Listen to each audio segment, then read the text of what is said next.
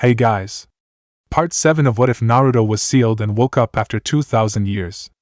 Hit like and subscribe if you like this one, and also please check the author in the description. Let's start. We are paid, that's all.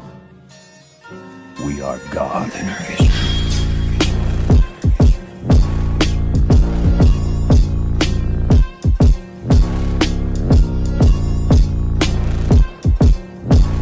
Chapter 22. Sometimes, old wounds need to be opened. Location: the Normandy. Naruto sat in the captain's room of the Normandy as the ship headed straight for the coordinates given by Admiral Kahoka. After getting over the shock he had received, which had taken all night, he contacted all Normandy crew members and told them shore leave was being cut short. They all looked a bit grumpy when they came aboard, but that was the extent of it. When he explained the mission to them all, Maya looked very uncomfortable. He saw no reason for that, which was why he had asked her to come to his room ASAP. He was going to find out why she was like that because he had a feeling that if he didn't, bad things would happen. The door opened and the swagman came in. "You wanted to see me, sir?" she asked, standing at attention. He stood up. "At ease, Maya," he told her, a slight frown on his face. "It's just me, there's no need to be formal." "Sorry, sir," she replied, switching into a more casual stance. She looked back at the door for a moment before looking back at him. He saw the look. "What was that?" he asked. "I just wanted to make sure Liara wasn't about to come in." He frowned again. "Don't you usually call her Shalia?" "Yeah, I do," she admitted, looking a little uncomfortable. "Then what's with the change?" He had noticed something that was a little different between the two of them, but didn't think anything of it. Ever since they got back to the ship, they had been a little distant. "Well, some of the team was at flux during the short time we had for shore leave. We talked about a lot of different things, going from preferences for weapons to what we thought of your little stunt in the CCC lobby," she began to explain. If she was hoping to see him act sheepish at those last words, she was mistaken. What he did instead was grin widely. "What did you think of it?"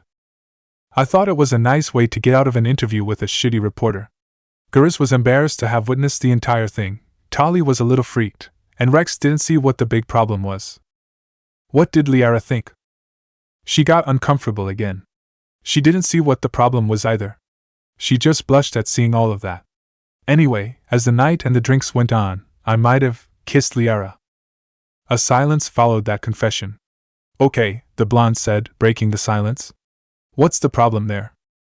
She looked at him, surprised. "You don't find that bothersome? Me kissing her?" she asked.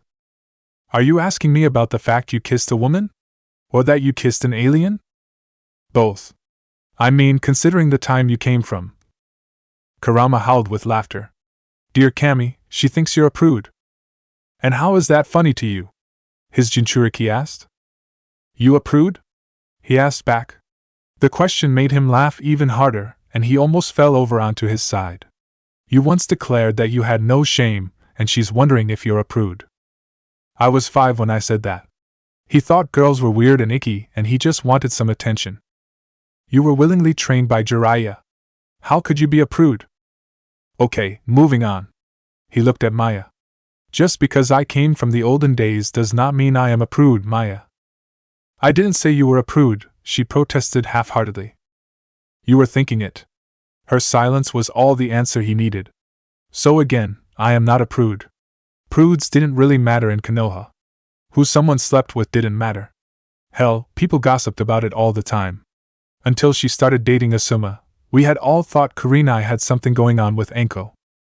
"Yeah, that's a good explanation," the fox dryly commented. "Use the genjutsu and snake mistresses as an example." "You're not helping." He smirked. "I know. Is it possible for you to stop now?" Gyurki asked him, rolling his eyes. "Why? I'm having fun." "And the fact that I kissed an alien isn't a problem for you?" Maya asked, raising an eyebrow in question. "Put that eyebrow down, it's not that big of a question," he told her, gesturing at said eyebrow. She did as she was told. "Of course I don't have a problem with it. People from different villages dated and married all the time." "But that's not the same thing," she protested. "Not exactly, I'll admit to that. You're talking about an alien and a human while I'm talking about two humans. But the basic idea is the same. And what's that? Do you love her? It was a simple question, but also a loaded one. Then again, the simple questions always are. Her face immediately morphed into an expression that was equal parts confusion, worry, and uncertainty. I'm not certain. He looked her straight in the eye. Define not certain. I can't explain it. I'm just not certain. Ever since that asshole Turian blackmailed her into joining his team, she always felt she and Liara were friends. Out of everyone on the team, they had each other's back the most. And she could admit that Liara was cute, practically pretty. Sure, that could be said for all Asari, but there was something about their resident archaeologist that got her attention. Is it the fact that Liara is an alien? Or that she's a woman? A look of brief annoyance crossed her face. You know the Asari are monogendered, right? Well, she's defensive, Matatabi commented. That's a good sign. You hope, Shikaka told her. Naruto ignored both of them. Does Liara have breasts? He asked Maya. She frowned at the question and where it was going, but answered anyway. Yes. Does she have a penis? No. I think you just made her mad, Sun commented. The swagman looked a little insulted. At least she's showing some kind of emotion about this aside from confusion, Komiai said. Are you guys going to keep doing this? Their Jinchuriki asked them. Yes, they answered in unison.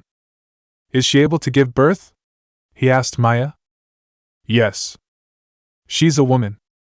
Really, Gaki? Asked Kurama. You're going with Jiraiya's classifications? Come on. Would you stop talking now? He demanded, getting annoyed. If that's true, where are the men Asari? Maya asked him. He wasn't quite sure if she actually wanted to know or was just being sarcastic. It had been the first question he had when he learned about the Asari. So instead, he just shrugged. I don't know. But that's not what we're talking about here. We're talking about you and Liara. So, is it because she's an alien? Or is it because she's a woman? Again, there was silence, but he didn't push her. He just waited, and he didn't have to wait long. Probably more because she's a woman, the swagman finally admitted. While we've never come out and said it, the Clayton family has always been a bit traditional. I have no idea what my parents would say if I introduced them to Liara. Not to mention all this tension that's been between them ever since she kissed her. They barely talk to each other. I can't help you with your parents, but I can give you a little advice about Liara.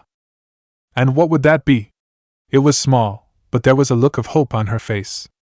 You need to talk to her and get this tension, as you've put it, out of the way. If you just let it stay there, it won't turn into anything good. If she calls attention, what would you call it? Coco asked. A repressed need for sex? Offered Saiken with a smirk on his slimy face.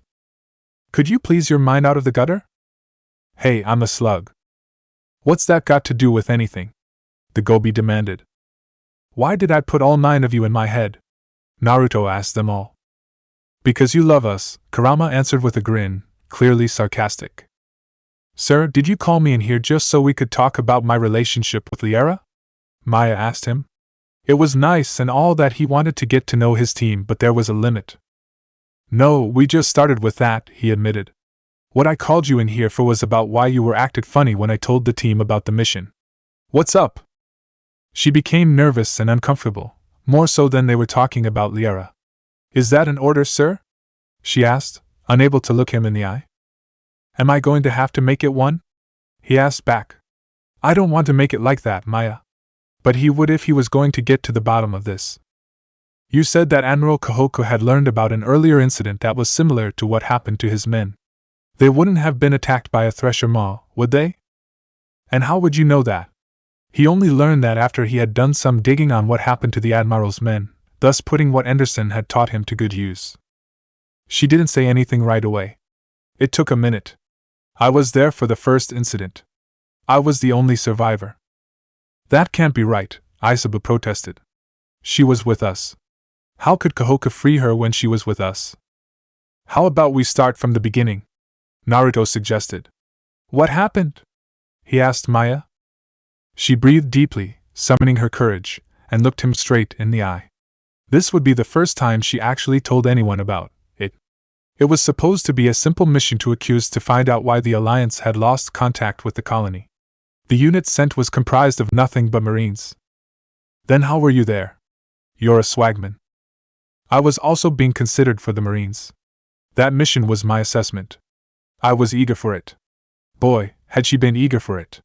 The Marines had been so amused by her then. When we got there, the colony settlement was still there, but there were no colonists. They all thought it was odd, but she hadn't thought much of it. She should have. We set up a base of operations inside the settlement. But during the night, we were ambushed. By whom? She shook her head. Not whom, what? Thresher Maws attacked us while we slept. Actually, ambush would be putting it lightly, she said, half bitterly. It was a slaughter. To this day, I know it was only my swagman training that saved me. She stopped. The memories were coming back. She could hear it all faintly, just enough to haunt her. It was a night I have nightmares about. Above all, there was confusion. The sound of the Thresher Maws breaking through the ground, the sound of guns being fired to little or no effect and the lights that flashed off the muzzles, the screams of the people taken underground on by the Thresher Maws and seeing them disappear within a second. All mixed together into chaos and confusion. I had no idea what to do, but I also knew that if I didn't do something, I was liable to end up dead. I grabbed my supplies and my gun and I ran. The hesitation before those last two words was palpable. Shouldn't you say something?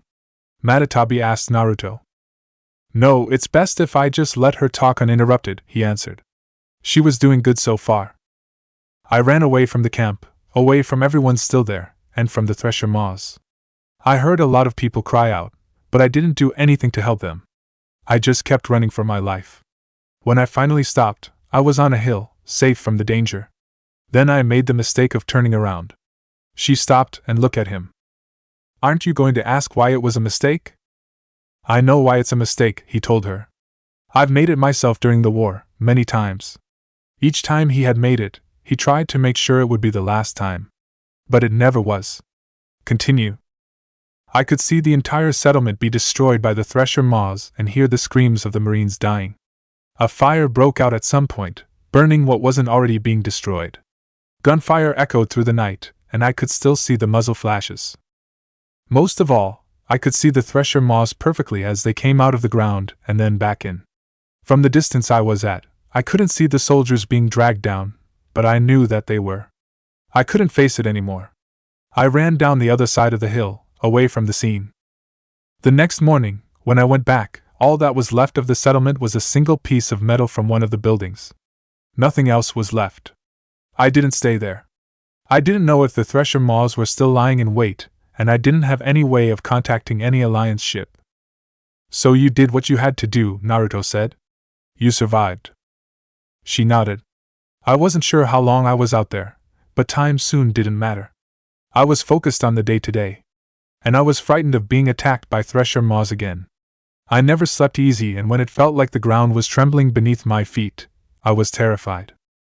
What kept me on edge was the fact that I knew I was not the only predator on the planet, and to some, I might have as well been prey. When another Alliance ship appeared in the sky, I was surprised to see it. My surprise turned to horror when I realized that they were landing at the site of the settlement. I must have looked terrifying to the soldiers when I came running down, shouting and waving to get their attention. I shouted for them to take off immediately, to leave Accuse right now. Never once did it come to me to tell them to take me with them. But they had waited for me to get there before leaving. I told the higher-ups what I knew when they took me back to Earth. They thanked me for my knowledge and informed me that my family would be arriving soon. But as I lay in the bed I was given, I found that I wouldn't be able to face them. So the next morning, I resigned from the swagman and took the next available flight. It took me to the damned land. The rest you already know. That I do, Naruto conceded. So when I told you and the rest of the team that Admiral Kahoko had found and freed a survivor. I don't know what he was talking about, sir. I was the only survivor of Accuse, there was no one else. Whoever told the Admiral that must have lied. She sounded quite insistent. Be that as it may, we still need to investigate. Whoever the Admiral released is after the scientists who performed tests on him. Can I trust you to stay on the ball during this mission? She nodded. You don't need to worry about that, Commander. I know the facts. I was the only survivor. I'm going to get answers from this liar as to why he thinks he was there. He frowned. He didn't like the sound of those words. Is that going to be a threat against the person, or a promise to him? He asked. It's going to be a promise, sir. Good, I will hold you to it. Permission to leave? She asked. Sure, you can go. She turned and walked through the door. And talk to Liara too, he shouted after her as the door was closing. Was that really called for? Komi asked. Yes, he answered. How many times do I have to remind that you need to stop channeling Jiraiya? Kurama asked him. That would be a first. And I am not channeling Jiraiya. He wouldn't do anything like this. That's because he died before he could interfere with your love life. He would have actually done that? Son asked the fox. If he had the time, he would have tossed the gaki the wall of a hot spring into the women's side with a sign that said I'm young, single, and in need of training. Please ravage me. The blonde in question shuddered. Thank you for that image, he said to the QB. The scary thing, it would have been true if Jiraiya had lived. Worse, the man would have grinned and told him he would thank him later. Of course, there's also the matter of your 14th birthday. Okay, you're done now. The less that was brought up, the better. Location: Citadel. Hey, Musashi, John said, stopping him in the hallway. You have a moment? Musashi checked his Omni tool for the time. A few. He looked at the former Mac. John had about 3 inches and 10 pounds of muscle more on him, yet he could be surprisingly quick on his feet. He checked the hallway. It was full of cops. Not what he wanted. Follow me. They quickly made their way to an empty office. Musashi noticed the worry in John's eyes. What's wrong? Nothing, I think. John, you wouldn't have brought me her because of nothing. A lot of people they worked with were gossipers, and this was a lot of fuel for the fire. He gave Musashi a flat look. I'm married, Musashi. I have kids. He had their pictures on his desk for everyone to see. Tell them, not me.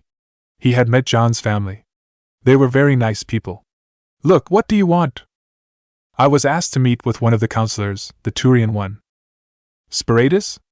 Every human cop knew who Spiratus was. There was talk that the Turian didn't think too highly of humans because his part in the First Contact War. But since No was brave, idiotic, enough to ask him directly, it was mostly speculation. What does he want? I don't know. Maybe he's onto us? If that was the case, did that mean the other counselors were onto them too? If he wants to meet with you, let him, he finally said. For all we know, it could be nothing. One of the counselors wants to talk to a cop and it could be nothing? If the words didn't convey his skepticism, the sarcasm certainly did. Musashi considered that. If the counselors were involved, what kind of game were they playing? The Solarian who ambushed him got off freely, but so far, none of the would-be kidnappers they arrested or detained got the same treatment. You don't know what he could want for, John. Just play it by ear and see what happens. That was really all they could do right now. When does Spiratus want you to meet him? Supposedly any time before my shit ends. But his secretary made sure to mention that he was free around 2. They both checked the time. John had an hour. Good luck. The Mac left the office, and a minute later, so did he. As he got back to his desk, Chelik came over. You alright? Musashi asked. The Turian didn't look too happy. How much do you know about the Alliance's new ship, the Normandy? That certainly wasn't the question he was expecting. Not much, he said with a shrug. Just that it's Naruto Uzumaki's ship. That much he knew from Rin. Why? Ran into some trouble with some of its crew, he said with a grumble. Might have been embarrassing if it had gone wrong. That didn't sound good. Do you want to know who they were? Yes, so I can thank them. If it hadn't been for that human emissary, I would have. He frowned. What's that human expression? Shot myself in the head? Foot, Chelik, he said, doing his best to keep the smile off his face. You would have shot yourself in the foot. He leaned against his chair's back. Do I need to know the details? Did have something to do with their task force? Not on shift. He sounded quite adamant on that. Probably after I've had a shot or two. That way he could take the laughter and ribbing he knew would come in much better humor. This time, the smile was in full force. I look forward to it. He got back to work. The smile faded as he looked over the list again. They might be reaching the end of it, but he had the feeling it wouldn't be so simple. Location: the Normandy. Naruto sat at the mess table, watching amusedly as Kaden and Ashley argue. The same went for the rest of the team. It was one of their typical dinners, which meant the conversation settled on one subject and got really passionate. Tonight's subject happened to be the show Shinobi. "Commander, can we get a verdict?" Ashley said, turning to him. He held his hands up. "Hey, don't get me involved. I'm still working my way through Season 1, he told her. "But you knew the Sandaime Hokage?" "Yeah, as an old man," he replied. They were talking about his younger days. "I never knew him back then." Quite frankly, he was amazed that the Sandaime Hokage could be such a hothead. Ashley looked a little disappointed. "You mean he never told you any stories?" "No, he was usually watching as someone yelled at me for one of my pranks. The old man never really got angry at him for those. All he really had to do was look disappointed and Naruto would feel guilty." Then he remembered the flip side. "Of course, the times I got him to yell could be seen as high points as a prankster." "You sound proud of that," Rex commented. "Orphan kid who wanted any piece of attention he could get," he said blandly. "What do you think?" He glanced over at Maya and Liara. Even though they were sitting next to each other, they weren't talking. Seemed like Maya didn't take his advice. Liara noticed his glance. She thought he wanted her to contribute to the talk. "Were you a good prankster, Commander?" she asked. "Hey, it's Naruto. And yes, probably one of the best." "Self-stroking the ego is never pretty," Geras remarked. It was sounded offhand, but the look he gave the human was anything but. Shikaka made a face. "Did anyone else find that more disgusting than dirty?" "Yep," Isaba said with a nod. Naruto looked at Maya. "I'm guessing the history books don't talk about me being a prankster, huh?" She mentally went through the history books she had read concerning him. "Not in so many words, mate," she said almost diplomatically. He rolled his eyes. "And all that time annoying people in the village. At least it paid off when it came to me being a shinobi." "You were a loudmouth that wore bright orange," Kurama reminded him bluntly. He knew that. Those were good days before the war. "I didn't say it happened right away. It had taken him a couple of years and some training from Jiraiya." Kaden said, "Are you talking about what happened on Thesha, sir?" "What happened on Thesha?" Liara asked. She knew that's where he had been unsealed, but nothing much else. Naruto leaned back in his chair. "There were doubts about what I could, so a test was arranged. Me against 20 of the best Asari commandos." His smirk was shared with Kaden and Ashley. "Wasn't even a contest." "You won?" Rex asked. Going up against an Asari commando was no mean feat, going up against 100 of the best. Even he had doubts he could do that. The human nodded. "Yep. I didn't really have to do much, really. The matriarchs made 2 mistakes before the test. They told the groups whoever beat me would get a huge reward. That caused more than enough of them to go after each other. Eliminate the competition. Which worked great for him. Maya could see that. All he would really have to do was sit back and watch. But he said 2 mistakes were made. What was the second mistake? Hackett was given the location for the test and the time. Liara was a little confused. What did that mean? Geras looked at the smirks the humans wore, and he understood. He told you, you went there, and prepared for them. The blonde nodded. Had traps rigged throughout the place. Devious. He pointed a thumb at himself. Shinobi. Would your church approve of that? Tali asked. It was a genuine question, filled with curiosity.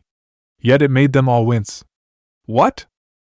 I haven't met the Church of the Nine yet, he told her. You mean aside from that one guy on the Citadel? Geras asked. He nodded. Yeah, aside from him. And truth be told, I don't know if I want to meet any of them. Of course, any Niner would be ecstatic to meet you, sir, Ashley said. She was still smirking. He made a face at that. He was still coming to terms with the idea that there was a religion centered around him. Can we talk about something else? He asked, looking pointedly at Maya and Liara. But the swagman wouldn't give him what he wanted. Alright, here's a question, since you knew the guy, do you think Rockley would be able to take Murphy? Murphy.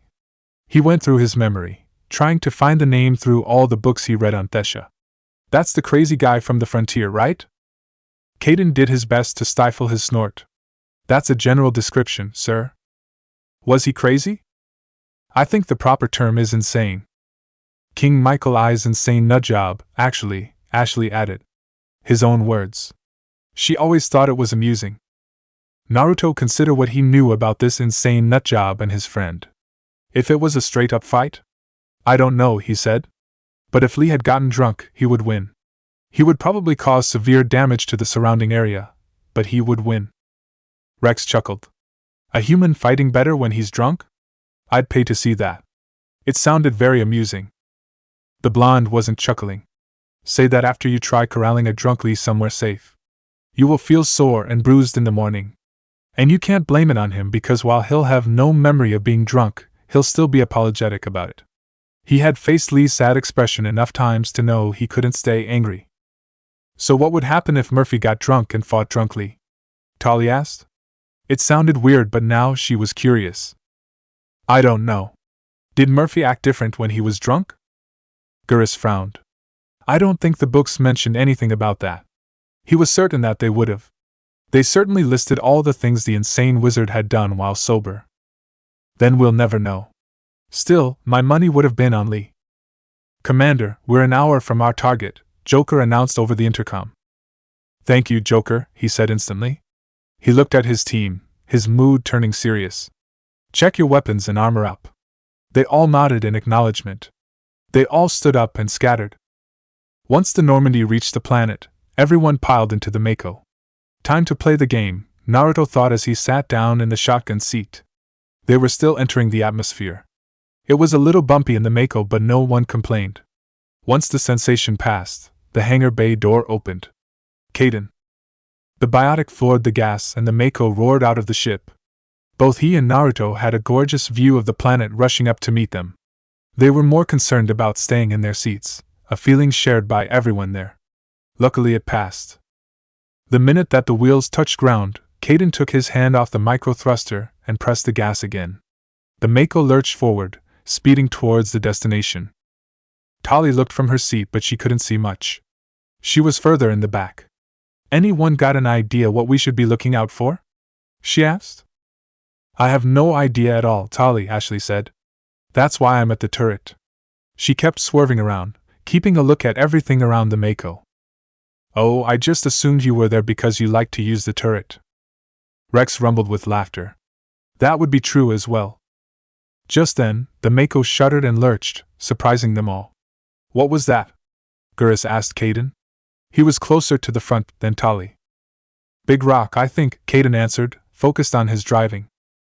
Why didn't you just jump over it? It wasn't big enough to use the micro-thrusters. It would have been pointless. Yes, Cammy knows we don't want things to be pointless now, Naruto commented, casting a look at Maya and Liera. Normally when they got into Mako, the Asari and the Swagman sat next to one another.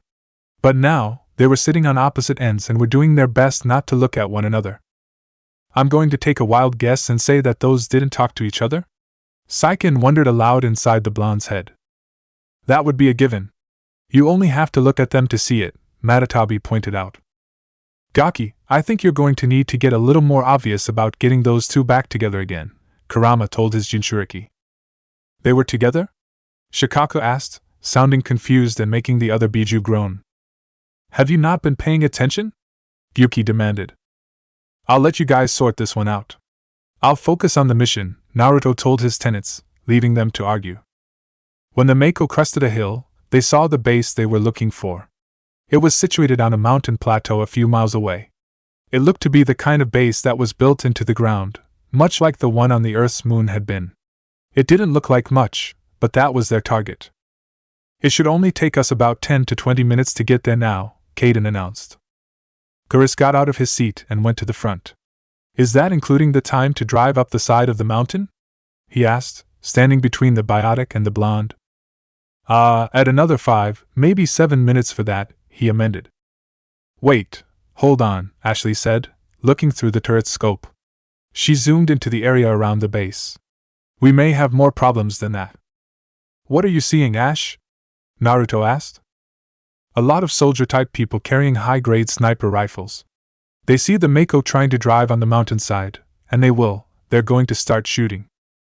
How high grade are those rifles? Tali asked. I can't really tell. If I had to hazard a guess, I'd say something in the Ghost class. Gurus whistled appreciatively. Those are some high-grade rifles right there. The price to get a cheap one is nothing to laugh at. What about the expensive ones? Liara asked, curious. Trust me on this, you don't want to know. That turned her curiosity into nervousness. Maya noticed. She reassured her, but in a roundabout way. Gurus, what I think we would want to know is how to avoid getting shot by one of those rifles, she said. He nodded in agreement.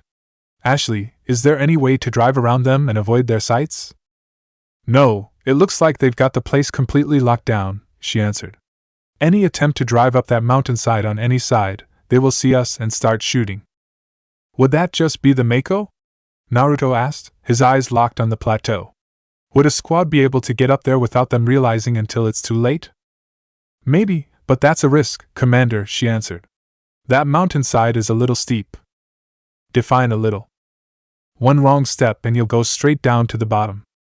So, that's steep, Shikaku commented. That's nothing, Gyuki replied. The mountains in the Land of Lightning are steeper than that. You mean they were steeper than that? It's been over 2,000 years since you last saw them. For all we know, they could be flatlands now. You're right, and the Land of Wind is a tropical jungle. You said it, not me. If the two of you are quite done, Kurama said to them both. I believe that our Jinchuriki has an idea. Naruto did have an idea. But for it to work, he needed to get closer. Kaden, get us about 15 feet from the base of the mountain, he ordered.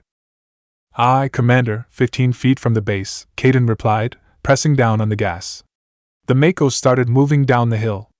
They didn't exactly blaze through the valley, but the Mako did cross it in about 18 minutes. When it stopped, the blonde was out of his chair. Ash and Maya, you're with me, he ordered as he walked towards the hatch. Ashley peeled herself off the turret and followed him. Gurus, take the turret.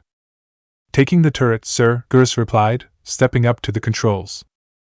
As he opened the hatch, Naruto looked back to the front.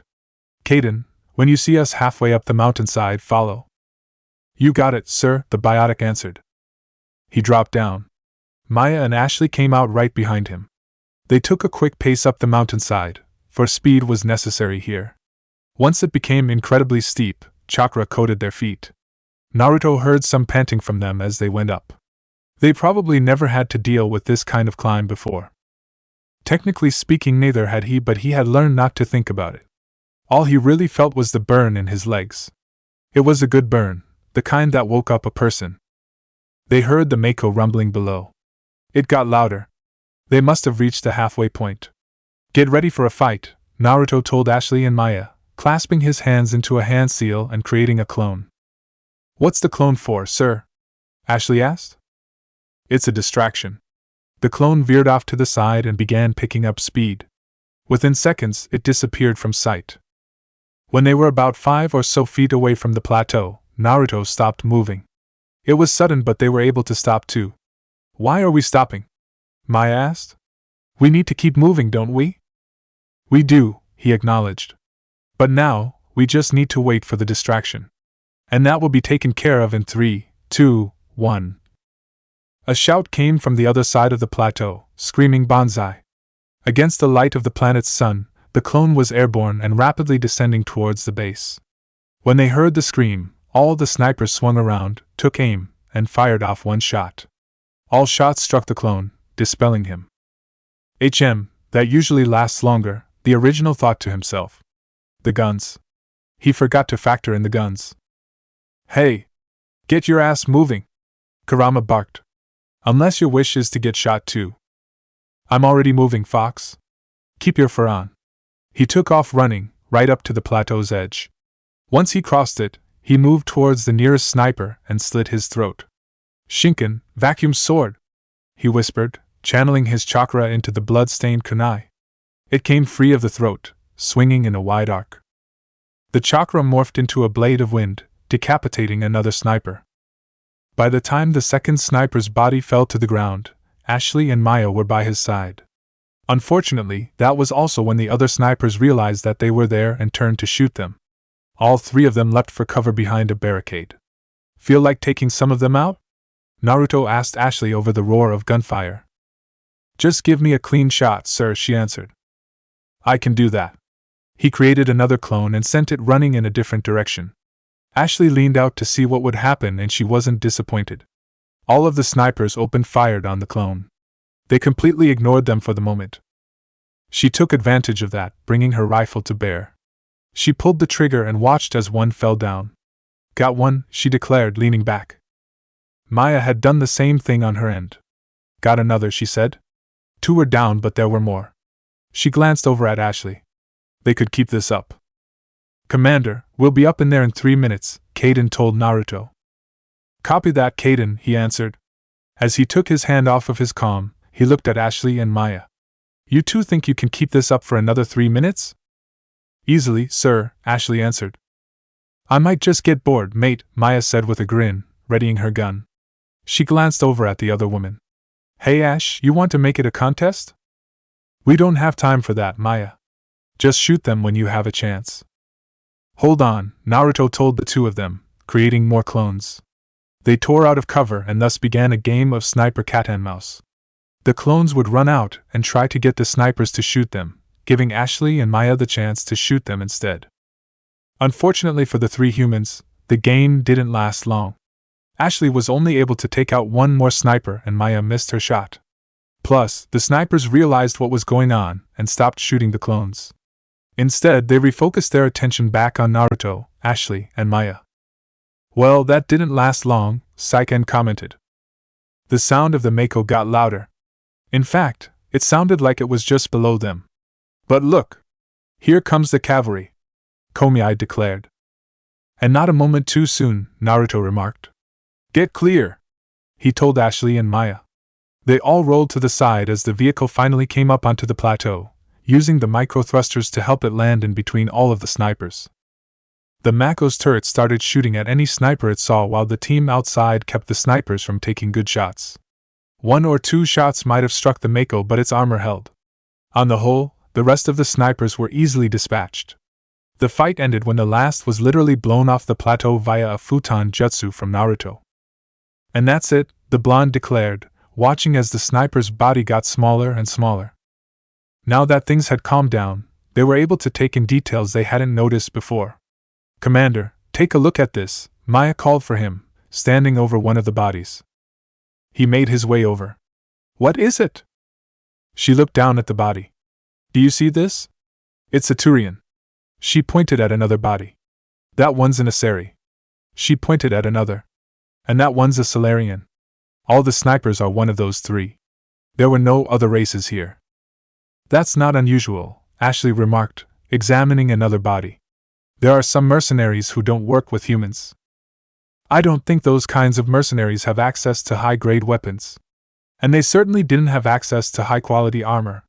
It was only thanks to the Mako and precise shooting they were able to get through the shields. Naruto looked at a different body, an Asari, noticing something. Hang on, there's a symbol on the shoulder here. He bent down so he could get a closer look. It was a triangle, white against black, equal in its sides and angles. Any idea what it means, guys? He asked the Biju. It's a triangle, it could mean anything, Kurama told him. Thank you for that. Do you have any specific ideas on what it could mean? Nope, not in the slightest. How very helpful of you, the Jinchuriki said with complete and utter sarcasm. You asked? Commander, we're picking up some chatter on the comm, Kaden said, getting his attention. What kind of chatter? He signaled Ashley and Maya to tune in. They nodded and raised their hands to their comms. Hold on, putting it through. There was a moment of silence, and then a different voice began talking. Talon 5, come in. Talon 5, come in. This is Claw 7, we are making our way deeper into the compound and are close to what we believe is the location of the target. Are there any incoming hostiles? I think it's safe to say that question came in too late, Shikaka said with a smirk. You think? Sun asked with heavy sarcasm. Not now, you two, Naruto told them. I'm trying to listen here. Talon 5, come in. Talon 5, are you there? Report, Are there any incoming hostiles? The calm went silent for a minute or so and then came alive again, this time with a different voice. Talon 5, this is Wing 4, if you do not respond with 30 seconds, we'll send a squad back up. And if they find you alive and not answering the comm, it's your hides. The comm went dead. Well, that was informative, Maya stated, lowering her hand. It tells us that there are people coming out, Ashley told her. I know that, I was being sarcastic. Hey, not the time, Naruto told them sharply. We've got incoming. He turned his attention back to the calm Kaden. Get the Mako out of sight. The Mako roared to life, quickly moving out of sight of the entrance. The outside team climbed on top of the base entrance. What's the plan, sir? Ashley asked Naruto. When they come out, drop them, he answered shortly. He was more focused on what might come. He was having an odd clash of instincts. His old instincts were telling him to bring out the kunai while his new ones reminded him that was a bad idea and to use the guns. As much as he wanted to keep faithful to his old instincts, his new ones were right. Aren't we going to interrogate at least one of them? He shook his head. We're not here for that. We're here to prevent someone from getting killed. That takes priority. Yeah, on both levels, Isabu remarked. What 2 levels are those? Sun asked. Professional and personal. Oh yeah, those 2 levels, the Yonbi mused. Our Jinchuriki really likes that personal level, doesn't he? He wouldn't be Naruto if he didn't, Kurama stated definitively. Thanks for the defense, the Jinchuriki in question said. You're welcome. Now pay attention, I do believe that was the door to the base opening. As it turned out, it was the door to the base opening. Out came 3 Turians and an Asari. Alright, where in the name of the goddess are those idiots? The Asari demanded. She never got an answer. Both Ashley and Maya raised their respective rifles and started shooting at them. Naruto leapt down, drew his pistols, and began breaking bones. They never stood a chance, and it was over in under a minute. That was frustrating, Maya grumbled as she lowered her rifle.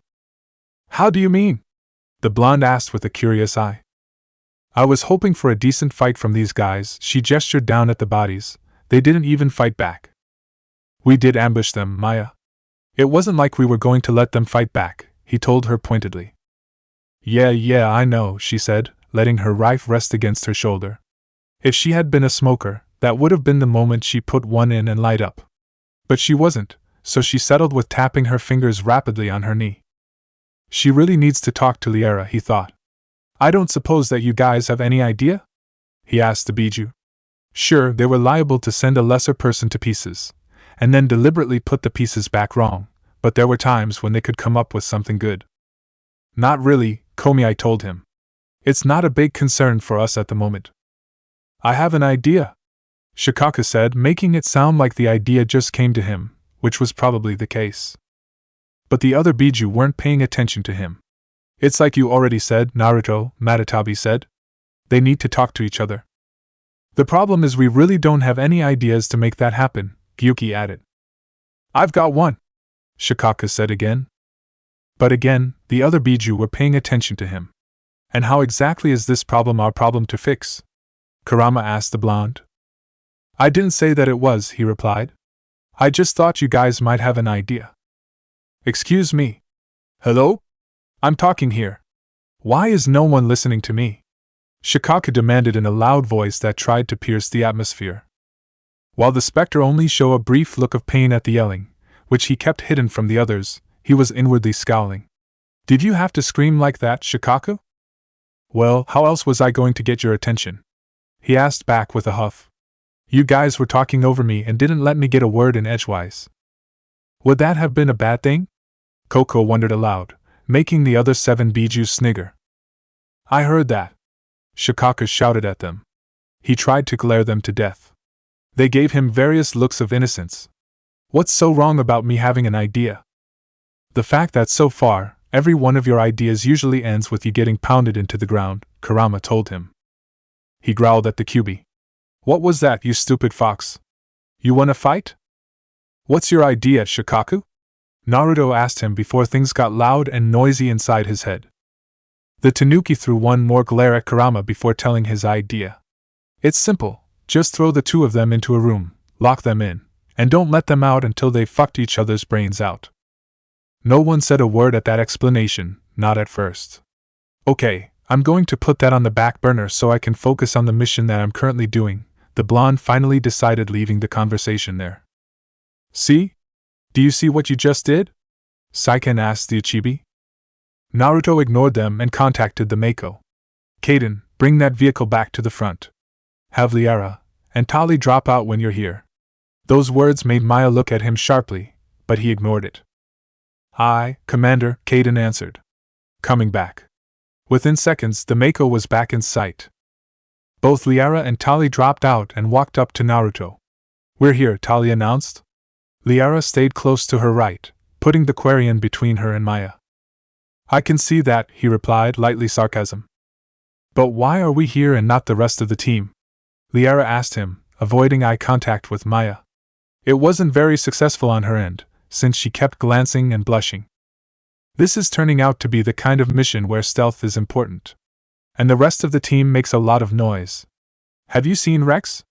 The Krogan could be loud when he wasn't even trying, both in his steps and with his shotgun. Fair point, she admitted. But why am I here? I'm not exactly the quietest of people on the team. At least she didn't think she was. You're one of the quieter one, actually. Plus, you never know when biotics will come in handy when you're trying to be sneaky.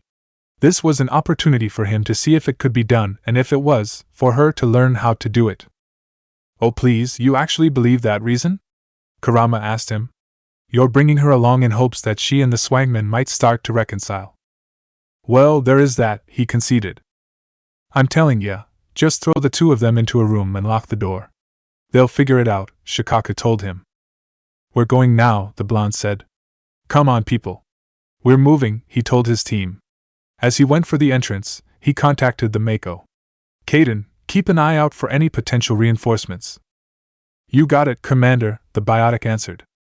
The second they entered the base, Naruto's team learned that whoever the mercenaries were, they were engaged in combat, probably against the base's denizens. As they made their way through, they heard gunfire and biotics, shouting and pained noises. It always sounded just off in the distance, like it was around the corner. The further they went in, the louder the sounds got. Soon they saw people running every which way. It could have been people fleeing for their lives or running into the fight. It was chaos in a confined space. But more importantly, it provided enough of a distraction for them to get through without being caught. All they really had to do was keep low, stay out of sight, and let Tali do her magic on any locked doors they came across. You know, I would have thought that this would be a lot more difficult, Liara commented as they moved through a hallway. She also expected to see a body by now. Instead, there were bullet holes and blood splatters. Shinobi Lesson Number 8. If Kami gives you an opportunity, take it, Naruto told her. He came to a corner and checked around the edge. It was good. I thought that came after Shinobi Lesson Number 14. When going undercover, dye hair according to number of women in area, Matatabi commented. No, it comes before number 49. When a kanai comes your way, duck, Yuki told her. Wrong, both of you, Isaba said. It comes before number 73. When using a tree, remember to do it upside down. No, it's not, Komi, I told them. It comes after number 108, always to have emergency underwear. Why would anyone need to have emergency underwear? Sun asked the Nanabai. Besides, it's actually about 2 lessons behind number 138. Never give a reason for shopping in the red light district. Are you sure it wasn't before number 69? You know, Shikaka began to say. Don't say it, shouted all 8 of the other Biju. The Tanuki didn't, but the blonde did. Isn't that the one that states assumed the position when ordered? He asked them while he and his team turned a corner. The sounds were getting louder up ahead. He could see a door in the distance. Yes, the 8 answered. Shikaka looked faintly embarrassed. I blame Jiraiya for that one, Sun said, looking at Kurama. Hey, why are you looking at me? The fox asked. I'm not Jiraiya. No. But he was from Konoha, and since you're the representative of that village, he's your responsibility. Hence, why I'm looking at and silently blaming you. What am I? Chopped ramen? Naruto asked. His team went through the door, entering a room that was clearly a battleground. Humans were holed up on the far end behind makeshift barricades. Mercenaries were fighting their way towards them. He stopped his team so a group of mercenaries didn't see them. They stayed low and out of the way while the mercenaries ran past them, more focused on their enemy than them. You focus on not getting your ass shot off and let us focus on this. And the next time you blaspheme ramen, I'm making you go see a therapist, Kurama added. I do not need to see a therapist. He could admit to having blasphemed ramen, which he did accidentally, but he did not need to see a shrink. Tsunade had made him do that once during the war, and it didn't turn out good for anyone. Less talking and more moving your ass to avoid it getting shot, Gaki. The QB turned his attention to the Yanbi. And since when was I the representative of Konoha? Since you were sealed into a shinobi from that village. Hey, right here! Keep moving! Both Biju told him.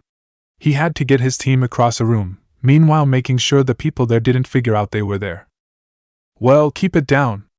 I want to focus on what I'm doing, not what you morons are saying. They must have heard him because the voices went down to a level where he could barely hear them. Thank you? He signaled his team to move quickly and quietly. The fight was so loud and consuming, no one had time to pay attention to people sneaking across the room to the next door. Once they were out and the door closed behind, muffling the sounds, they relaxed a little. Kila. That was some good luck back there, Tali said. Naruto couldn't help but snort derisively at that. Tali, I know luck. What happened in there was not luck. That was them being busy and us being quiet. That was all there is to it. You sure are confident about that, Commander, she remarked. Hey, it's me. Don't we know it, Gyuki commented. I thought that you guys were arguing. Nah, Matatabi's taking the turn for representative for Kumo. I'm taking a break. That way, he could watch the others fight. Sometimes being a Biju was a spectator sport. Naruto didn't say anything to that. He led his team further into the base. The sounds and sights of fighting began to fade away. There were also less people running for their lives. Instead, they saw more humans running towards the fighting with weapons in hand. They must be getting close to their destination if this was the case. Keep it moving, people, he told the team as they quickly made their way down a hall that had been filled with people running towards the fight only a few minutes beforehand. We're moving, sir. We're moving, Maya told him. Throughout the entire time they were moving, the only things she and Liara had exchanged were small and quick looks that they thought the other one didn't see. The problem was, everyone else could see them. Dear Kami, could they please just talk to each other? Ashley asked the deity. She had heard about the kiss from Tali and Gurus, and could how the Swagman and Asari were not talking to one another. Everyone on the ship could see it. Tali was thinking along the same lines, just a little more aggressively. Why hasn't someone just thrown those two in a room and locked the door already? She asked herself. It works in the fleet. It should work here. But no one said a word aloud about it. They just kept moving and hiding. Liara saw a map and took a quick look. I think we're close to the labs, Liara offered. You sure about that? Asked Ashley as she looked around the corner with her rifle ready. The Asari nodded. Yeah, I'm sure. Despite the number of people with weapons and the number of locked doors around here, the layout of this base is a basic Alliance design. You humans always build these things in the same way. The only difference was the rooms might change. The map helped out there. She shrugged her shoulders. Saves time and money, I guess. If it didn't hurt to be cheap, why waste money to build something expensive? How far away are we? Maya asked Liara quietly. If it had been any other time, the rest of the team would have swung their heads around to see what would happen next. But as they were on a mission, they kept their faces to the front. However, they were inwardly celebrating. Thank you, Kami. They are talking. Naruto rejoiced. They're just talking, Kurama told him, rolling his eyes. Apparently, the argument of representation had stopped. The Biju got into the weirdest arguments sometimes. What are you going to do when they make up? Throw a party? Shikaku chimed in. I keep telling you, just throw them. Shut up, roared the other 8. I would say we're about a couple of minutes away, Liara answered Maya. It was a short answer, and she didn't exactly look at the swagman, but it was enough for the moment. They heard the sound of shots being fired. Hold on, the fighting's going on in the upper levels, not here, Ashley said with a frown. More shots went off and Liara's eyes went wide in realization. That's coming from the labs. Naruto started running. There wasn't supposed to be any fighting down on these levels, so whatever that was, it wasn't good and it meant that they had to move. The others followed his example and went after him. They found what they were looking for only a few minutes later. A doctor had a gun to his head and someone else, a solider if his bearing was anything to go by, was holding the gun. "Stay back!" screamed the soldier as they aimed their guns at him. "I want nothing to do with you guys. I just want to kill this bastard." One of the lights above them was busted. It kept flickering on and off, masking the soldier's face in moving shadows. "Please help me. He's gone insane," the doctor pleaded. "He's getting things mixed up." "Shut up. You don't get to talk, not after what you assholes did to me." He started pulling his hostage back, putting distance between him and Naruto's team. "We recuse you from your tormentors. We helped you recover. You're lying even now. You were the ones who tortured me." He stepped back into full lighting, allowing them to see him better. When she saw that face, Maya was shocked. It quickly turned into horror. "Corporal Tombs?" she asked. Her voice was quiet, barely able to be heard. Yet he heard it. He stopped and looked at her. His eyes widened in realization. "Clayton, is that you?" She shook her head rapidly. Her hands began to shake. "This can't be right. I saw you get dragged under by the thresher maw. I tried to save you." She could still see him disappearing into the ground, hands still reaching out to her. "Maya, you know him?" Naruto asked her, keeping his guns focused on the soldier. The doctor was covering him. The shinobi wasn't sure if he could make that shot. She nodded. "He was with the Marines that had been ambushed on Accuse. He was my assessment officer." "That was no fucking ambush," Clayton Tombs told her. "It was an attack, plain and simple. They were studying the thresher maws, running tests on them. They allowed them to attack us, just to see how they would do so." That wasn't what was going through her head right now. "How did you survive, Tombs?" She thought she was the only survivor. There had been no one left. How was he still alive? His head shook slightly, his face an expression of uncertainty. "I don't know. All I know is that I woke up in a holding cell and these bastards were delighted I had survived. Now they had someone to run tests on." "He's got it wrong, we didn't do it," the doctor explained rapidly. "We rescued him from those who captured him. That's why they're here, to take him back." "Shut up, you son of a bitch. She was there, she saw what happened.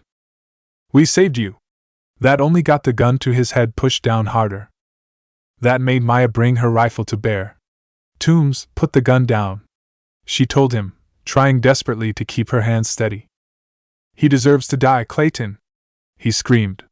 "For you, for me, for every single fucking Marine that was killed on Accuse. If you kill him, we won't find out more. Just put the gun down." She was practically begging him. She thought to what few memories she had of them. They had gotten on well. They could have been friends. But that man was gone. She saw in his crazed eyes. "I don't care." He pulled the trigger and shots rang out. One bullet entered the doctor's head, and one bullet entered his head. The team all turned to Maya, who had a frozen look of horror and shock on her face as she stared at the body of her former assessment officer. Her hands had steadied just when they were supposed to. Location: Citadel. It had been a long shift for Musashi. Crime never stopped, but this had been one of those days it did its best to annoy the shit out of him. There was also his task force, and the fact at least one of the counselors might be onto them. It made him glad that he was able to get back to his apartment and relax. Yet when he walked in, he instantly knew that he wasn't alone. There was someone sitting on his couch, an Asari. His hand fell to his bakken as he stepped closer. "Hands where I can see them," he ordered. "It's all right, Officer Musashi," the Asari said. "I'm unarmed." She stood up and turned around. He knew who she was. "Counselor Tevos, my apologies." He took his hand off the bakken but didn't stand easy. She smiled ever so slightly. "Do you always treat house guests so?" "The last unexpected house guest I had tried to kill me. After I arrested him, he went free. He hadn't seen that Solarian since." "Ah, yes, I heard about that unfortunate incident." He had the feeling she knew more than just heard about. He walked over to the kitchen, leaving his bakken against the counter. "Can I get you anything, counselor?" No, thank you. This is a quick visit. I'm sure you've heard about your friend's meeting with Spiritus? John? He nodded. He told me that Spiritus wanted to meet with him. He paused from his fridge browsing and looked at her. Would this be your own version? You could say that, she said with a slight smile. We are aware of your group within CCC, as well as your arrests. So she did know about them. For a moment, he considered pulling his gun free and taking aim. He dismissed the idea quickly. Not only was she a counselor, which would make hiding the body much harder than normal, but she was also a biotic, and a strong one at that. There was a good chance she'd kill him rather than vice versa. It's all above board and by the book. We know, which is why there has been no reprimands against you or your friends. She walked over to the kitchen, keeping a respectful distance between them.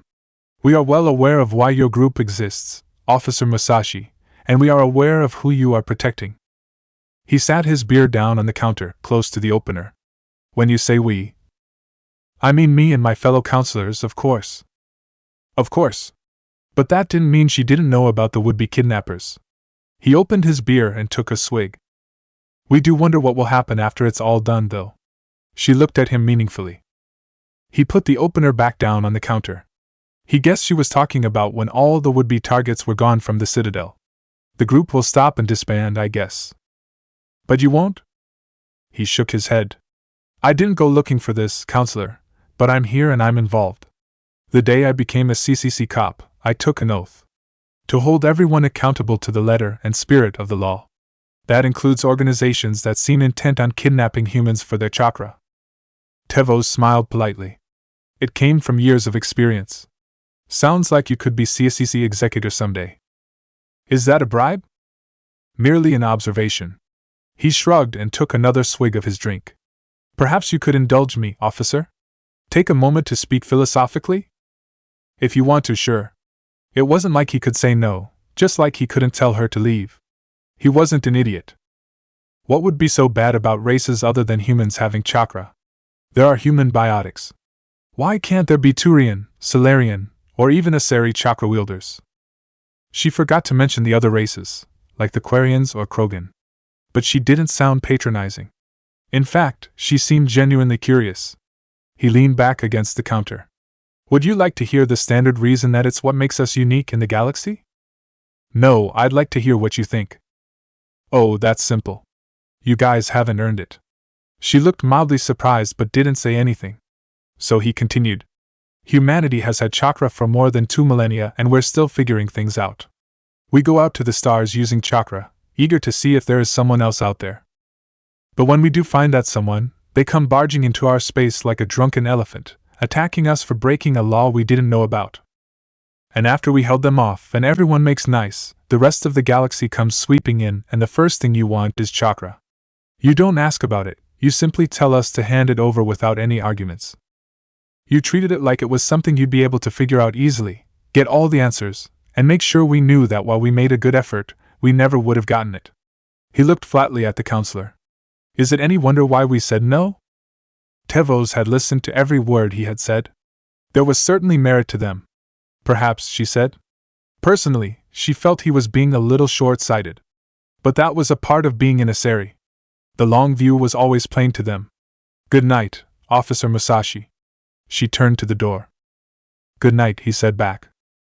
Just as she was about to leave, she stopped and glanced back at him.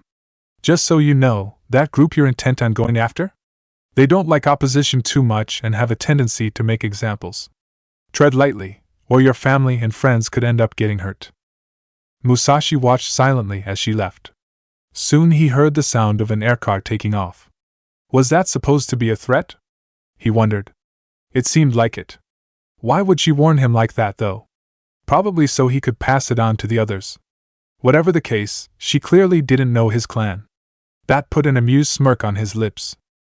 Location: the Normandy. Naruto was sitting in the captain's room, waiting. After Tombs was killed, they got out of the base through a back door, which had been conveniently placed right next to the labs. No one looked back as the ship took and left the planet behind. As he was waiting, the computer turned on, only to show a blank screen. Commander Uzumaki, a voice spoke from it. It was digitized, preventing him from knowing whether it was a man or woman. He swung his attention to the computer. Who are you? He asked. That is not important. I wish to thank you for helping to resolve the matter today. As of an hour ago, all other scientists who were in the recovery and revival of Mr. Tombs have been relocated to a safer location. The blonde frowned. 3 men had been killed because of that, and from what I heard, that was your organization's fault. You've been listening to Mr. Tombs. I'm afraid that he was dealing badly with PTSD when we recovered him from the tribe of Athame. It made him confuse the facts of what happened to him. As for Admiral Kahoku, that was his fault for getting involved in all this. Did you have his men killed? That was why he went looking. That is irreverent. Now I must ask you, Commander, to keep your attention on Sarin right now and let us deal with the tribe of Athame. And why should I do that? He demanded. There was no way he was going to let this all drop. Because Sarin is more important at this moment, and if you went after the tribe, no one would believe you if you talked about them, and you would be arrested quicker than you could create a clone. Do you even know what the tribe is? No, I don't, he admitted. I've only heard it once before, from a Dr. Salian. Ah, yes, him. I must thank you for eliminating him too. In any case, the tribe came into existence a few months after the First Contact War. When the Systems Alliance refused to hand over all they knew of chakra, the Council publicly accepted this. However, in secret, they created the tribe of Athame for the sole purpose of retrieving the secrets of chakra and seeing if it could be applied to the Council races. Fortunately for the Alliance, we have been there to stop them from ever achieving that goal. You see, Commander, we are the protectors of humanity in this situation. A harsh scowl appeared on his face. You'll have to forgive me for having a hard time believing what you say, he said with a growl. Really, Commander Uzumaki, you must try to look beyond labels. It's a new era and a different organization from the one you know. For one, we're not coming after you for the Biju. There was the slightest trace of light sarcasm in the digitalized voice, just enough to be heard. The Spectre did hear it, and the scowl got harsher. That's only because you know that if you tried, I would hunt you down and destroy you. Maybe, maybe not, the voice replied. But for now, I must ask you to pay attention to Sarin and let the Akatsuki deal with the tribe. The screen went back to normal, turning off in the process. Before Naruto could even begin to think about what he just heard, the door opened and Liara walked in. You wanted to see me, Commander? She asked. Yes, just stand by the bed. We're waiting for someone else, he told her, standing up from the chair and walking over to the door. She did as instructed, feeling confused. Who exactly are we waiting for, Commander? She asked. Her answer came in the form of Maya, who walked in, saw the Asari, and tried to walk back out. But Naruto was there, standing in the doorway. She couldn't get out. Here's what's going to happen, he said to both of them. I'm going to lock you two in this room and you're not going to leave until you figure this out. He stepped out of the room and the door closed, cutting off their protests. With a few taps on his Omni tool, the locks turned red. He felt a little amazed he went with Shikaka's idea, but he had been desperate enough to try it. The whole thing between Maya and Liara had to end. He walked past the mess table, where some of the team and the crew were sitting. Hey Uzumaki, you want to join? Rex asked, holding a deck of cards. The shinobi had nothing else to do, and this looked like it could be fun. Sure. He went over to and took a seat. As the cards were dealt, they all quickly found out that this was a game the blonde did not know. Luckily, Rex was merciful enough to play a tutorial round. Once Naruto got the hang of it, they began to play for real. The crew soon found out that it had been a bad idea to invite him into the game.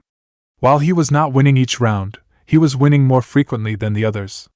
When some of them began to wonder out loud if he was cheating, he reminded them that he had just learned how to play. How could I have learned how to cheat in that short amount of time? He asked. They grumbled but said nothing else. He had a point. They kept playing for about a half hour before someone said something. Commander, can I ask you something? Ashley asked while he was given the deck to shuffle. It's been bugging me for a while. Back on the Earth's moon, when we were destroying the Six, what did you see on that screen? He paused as he cut the deck. The memory of that screen came back fast, flashing the words through his mind. It kept showing me 2 words, kill me, he answered her shortly. He focused on the deck, dismissing the memory. It was no use thinking about it now. Oh. It was the only thing that she said. A loud moan of pleasure suddenly came from the locked captain's room. It came out of nowhere and surprised most of the people sitting at the table. They swung their heads to the door. What the hell was that?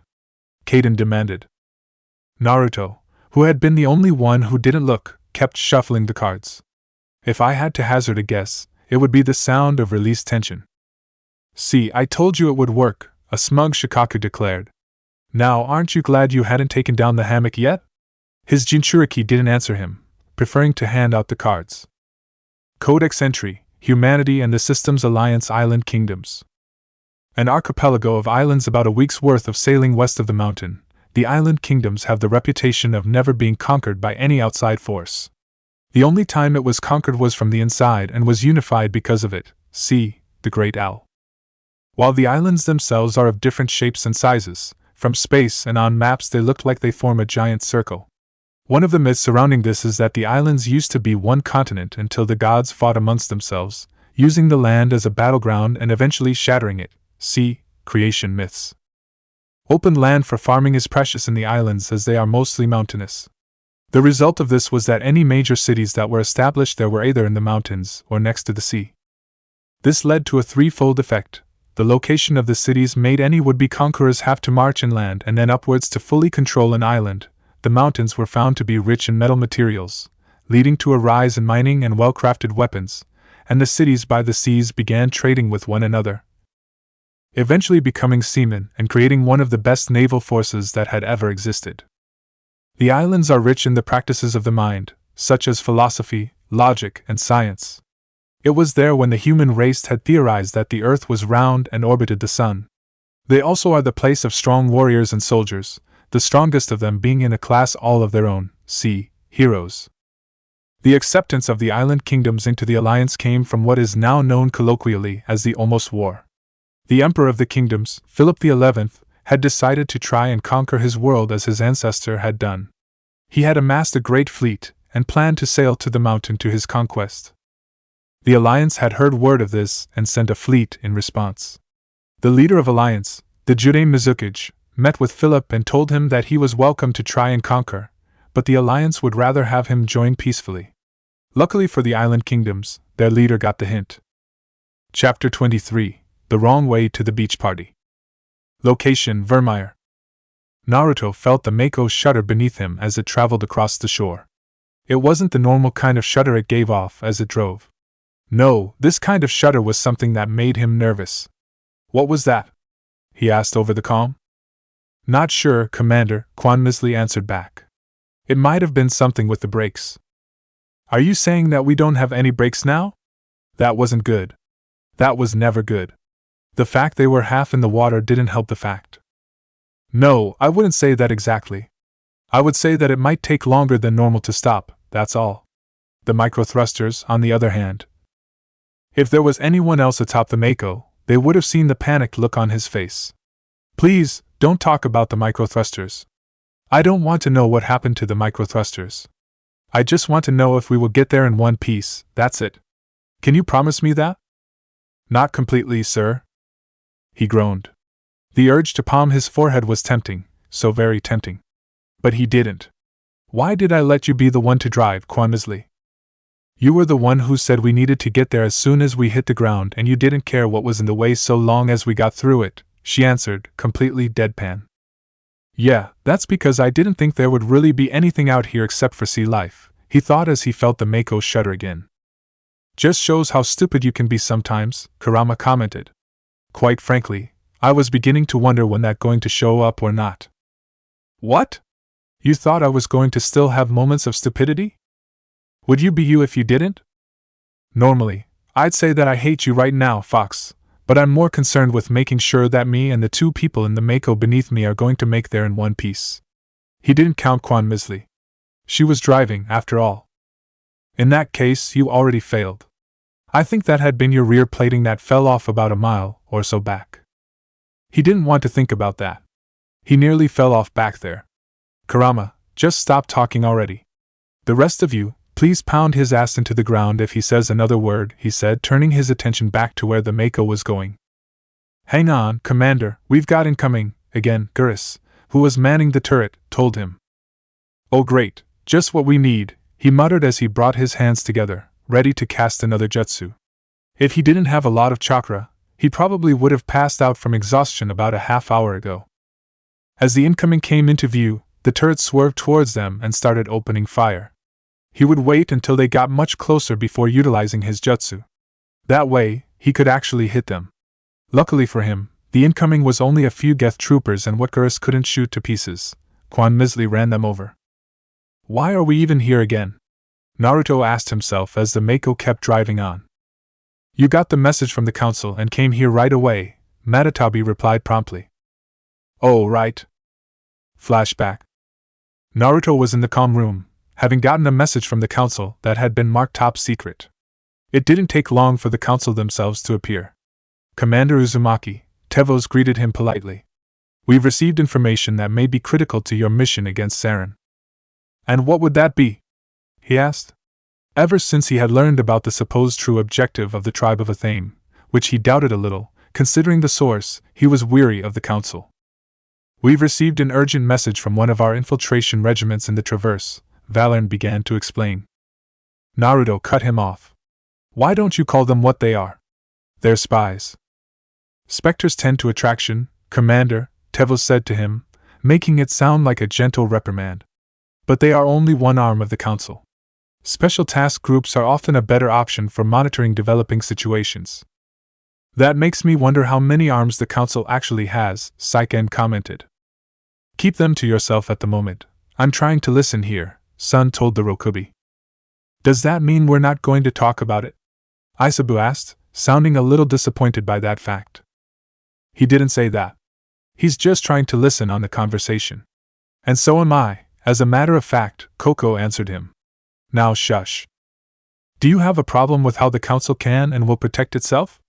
Spiratus asked the blonde with a warning tone in his voice. Perhaps, it depends on what you actually do with those cans and wills, he thought to himself. But that wasn't what he said out loud. No, I don't. I'm a shinobi, I get it. I just have a small problem when you dress up things when they can be called something else just as easily. Infiltration regiments sounds like something out of a book.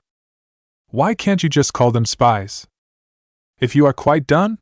Asked Valorn, clearly not waiting for an actual answer. We currently have several infiltration units scattered throughout the border regions of Citadel space. This particular unit was gathering intel on Sarin. That brought his attention back to where it belonged. What did the message say? He asked. Unfortunately, the infiltration team must be in a situation where they can't set up proper interstellar communication. Is that what's called nowadays? Shikaka asked. I thought it was called getting stuck and unable to get help. But the message was sent on a channel reserved for mission-critical communications, he continued. Whatever they were trying to tell us, we know it was important. Considering your interest in Sarin, we thought you might want to investigate this. Find out what happened to our team. The signal originated from the planet Vermeer. Thanks for letting me know, Naruto said. The council prefers not to become involved in the specifics of Spectre activities, Tevos reminded him. We only want you to be aware of all your options, including Vermeer. Good luck, Commander Uzumaki. We will keep you advised if we learn anything else. The holograms faded away, showing how that was the end of the conversation. You think that was her way of saying don't ask, don't tell? Gyuki wondered as those last words of Tevos repeated in his head. Who knows and who cares? Sun asked back. I do. Or did you not just hear my question? Could you please not start that right now? Naruto asked the two of them. Hey, Joker! He shouted up to the intercom, knowing full well that the pilot was listening in. Where's the planet Vermeer? That would be in the Hawk system, in Omega Centauri, Joker promptly answered. Well, hang a right. That's where we're going next. Omega Centauri would be to the left, Commander. He couldn't see it, but he knew there was a smirk on his pilot's face. Just get us there, Joker. Save your wisecracks for the in-flight amusement. That's what I'm doing. The intercom went dead after that. They reached the planet a day or so later. It really became hard to tell in space sometimes. Commander, I'm reading a signal. Must be our Solarian team, Joker announced over the intercom. The blonde and his team were already in the hangar when they heard that. Take us down, Joker, Naruto ordered. Give me a minute. The ship began to shake slightly as it entered the atmosphere. Actually, hold on that minute. That additional comment made the shinobi pause. Why? It was Kaden, who had stayed in the cockpit to help out Joker, who answered. Man, check out those defense towers. I know. A pretty picture for us those do not make, Joker said back. Guys, I can't see these defense towers. How problematic are they? Naruto asked.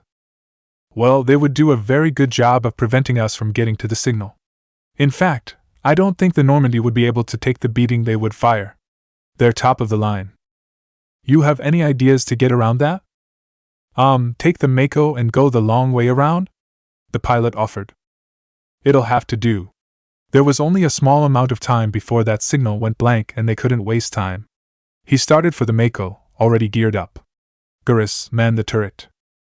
Quanmisley, I can't believe I'm saying this, but we need to get there as soon as we hit the ground, and I don't care what's in the way so long as we can get through it. So you're driving. Tali, you're coming along as well, he ordered. They immediately followed him to the Mako. What about the rest of us, sir? Ashley asked. She and the rest of the team stood there, waiting for an answer. They all thought they would be going together. Stay on board the ship until we get the guns down and head to the signal, he answered. Once the others were in the Mako, he followed suit. I'll get you under their radar, Commander, Joker told him as he closed the hatch. Thanks for that, Joker. Make sure to stay out of the way while we're down there. As they waited the hangar bay door to open, Naruto, Tali, and Gurus eyed Quanmisley sitting in the driver's seat. All three of them silently prayed they came out in one piece. End flashback. When they landed and started driving towards the nearest defense, they ran into the Geth almost immediately.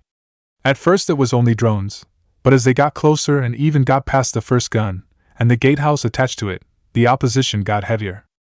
At first, they were able to get through it with just Gurus manning the turret and Quanmisley running the Geth units over. But as they approached the second gun, Naruto had to take to the roof of the Mako to provide assistance in the form of his jutsu. Even then, it was hard going and it got harder still. It didn't help that Quanmisley's driving could classify it as unsafe at best. None of them ever wanted to know the classification for worse, and she apparently had the goal to try and throw him off the roof. He was just glad for his churka. They were now on the way to the third and final gun, and he was pretty sure that the smoke that seemed to follow them was actually coming from the Mako itself. Geth armatures and colossuses stood in their paths, and quite frankly, Quanmisley was not helping their situation. It was like she was trying to play chicken with the rockets that they fired at the Mako, only turning away at the last moment. Ah! Whoa! Sweet mother of Kami! Were only a few things that came out of Naruto's mouth as he tried to stay on the roof of the Mako. He was doing his best with his range jutsu, but the driving wasn't helping his aim. Quanmisley, have you considered the idea of slowing down? He shouted into the comm. You wanted us to get there ASAP, sir, she replied. Plus, I think I might have been wrong earlier. The brakes may be completely broken. That wasn't good. He kept his panic down. Now wasn't the time for it. Tali, please tell me that you can fix that. Commander, all I can do right now is hold on for my life and also pray for it, Tali told him. She screamed at the end as Quanmisley turned the Mako in such a way that they should have gone flying. Instead, they just avoided an incoming missile. Oh, that was close, too close, Naruto declared as the missile went past him. He could practically feel the heat from the exhaust, it was that close. I swear to the Hokages this hunter is going to kill me. She's the lesser of two evils in the realm of you getting killed, Kurama said nonchalantly. How is that possible? He demanded, not caring if the people inside the Mako might be able to hear him or not. Well, it would be between her and Sakura. So again I say that she's the lesser of two evils. You're forgetting the fact that Sakura is dead, Gyuki told the fox. No, I didn't. Considering the Gaki's career as a shinobi, I am certain at some point in the future someone somehow is going to resurrect the dead, quite possibly through Edo Tensei. Once that happens, the greater evil will return. And why would Sakura be the greater evil? Naruto asked the Kyuubi as the Mako ran over a Geth. Quanmisley is actively trying to kill me. Yes, but with her, your head will most likely stay attached to your body. Sakura would have punched it straight off, he answered. For a moment, all that was heard outside of the Mako was the vehicle driving through water, and running over a Geth unit. Fair enough of a point, the Jinchuriki finally admitted. But in my defense, Sakura only tried to kill me when I pissed her off. Meanwhile, Quan Misli is trying to kill me for no good reason. Then why did you let her drive? Sun asked him. You should have let Kaden drive or do it yourself. Shikaku laughed. Have you seen his driving? He drove off a cliff and then drove back up it. They should know. They were there. Yeah, that had not been a good moment for Naruto. Are you ever going to let me live that down, Shikaku? The blonde asked the Tanuki. Nope, he declared, still laughing. HMIC. He paused for a moment. Kurama, could you? On it! Kurama shouted with glee. Shikaku, let me see that tail. The Tonki's laughter was quickly replaced with fear. Not the tail! Not the tail! Commander, we're coming up on the third gun, Quan Misli announced over the comm. Naruto looked to the front. The third gatehouse was coming up fast. Like the others, it was built from the cliffside out to the sea, with the A gun placed there. The gate was closed on the ground, with the controls would be on the second floor, built inside the cliff. From here, he could already see how many Geth units were manning the place, especially one the second floor. I hope you're seeing what I'm seeing here, he said. We do, Commander. We do, Geras told him. The turret was already swerving towards the gatehouse. So what's the plan on stopping? The brakes are broken. I have an idea, sir, Quan Misli said. But if it's going to work, we're going to need you to get off the roof and onto the gatehouse in under 3 seconds. What's the plan? All he got for an answer was the roaring of the engine, which would have been putting it politely, and the Mako surging forward. Suddenly, he had a bad feeling about what her plan was. Quan Misli, whatever you're thinking, don't use the micro-thrusters. Don't use the micro-thruster. Don't use the micro-thrusters. Don't use the... The Mako went up into the air just as a rocket struck the end, sending it into a spin. Naruto reacted on instinct and leaped for the gatehouse, landing on the second floor. She used the micro-thrusters, Shikaku stated from where he was pinned underneath the QB. Fox, why is he talking? Kurama got the hint and continued with the beating. He saw a Geth aiming for him. He ducked low, drawing his guns. His first shots held it back, giving him time. He got in close and started attacking. The first Geth was quickly destroyed, but there were more behind it. He didn't stop, pushing them back or knocking them to the ground. Even so, it was still getting a little more than overwhelming for him. People, a little help would be nice here. He shouted into the comm. One of the larger Geth opened fire on him, forcing him to use another Geth as an unwilling shield. Working on it, Commander, Geras told him.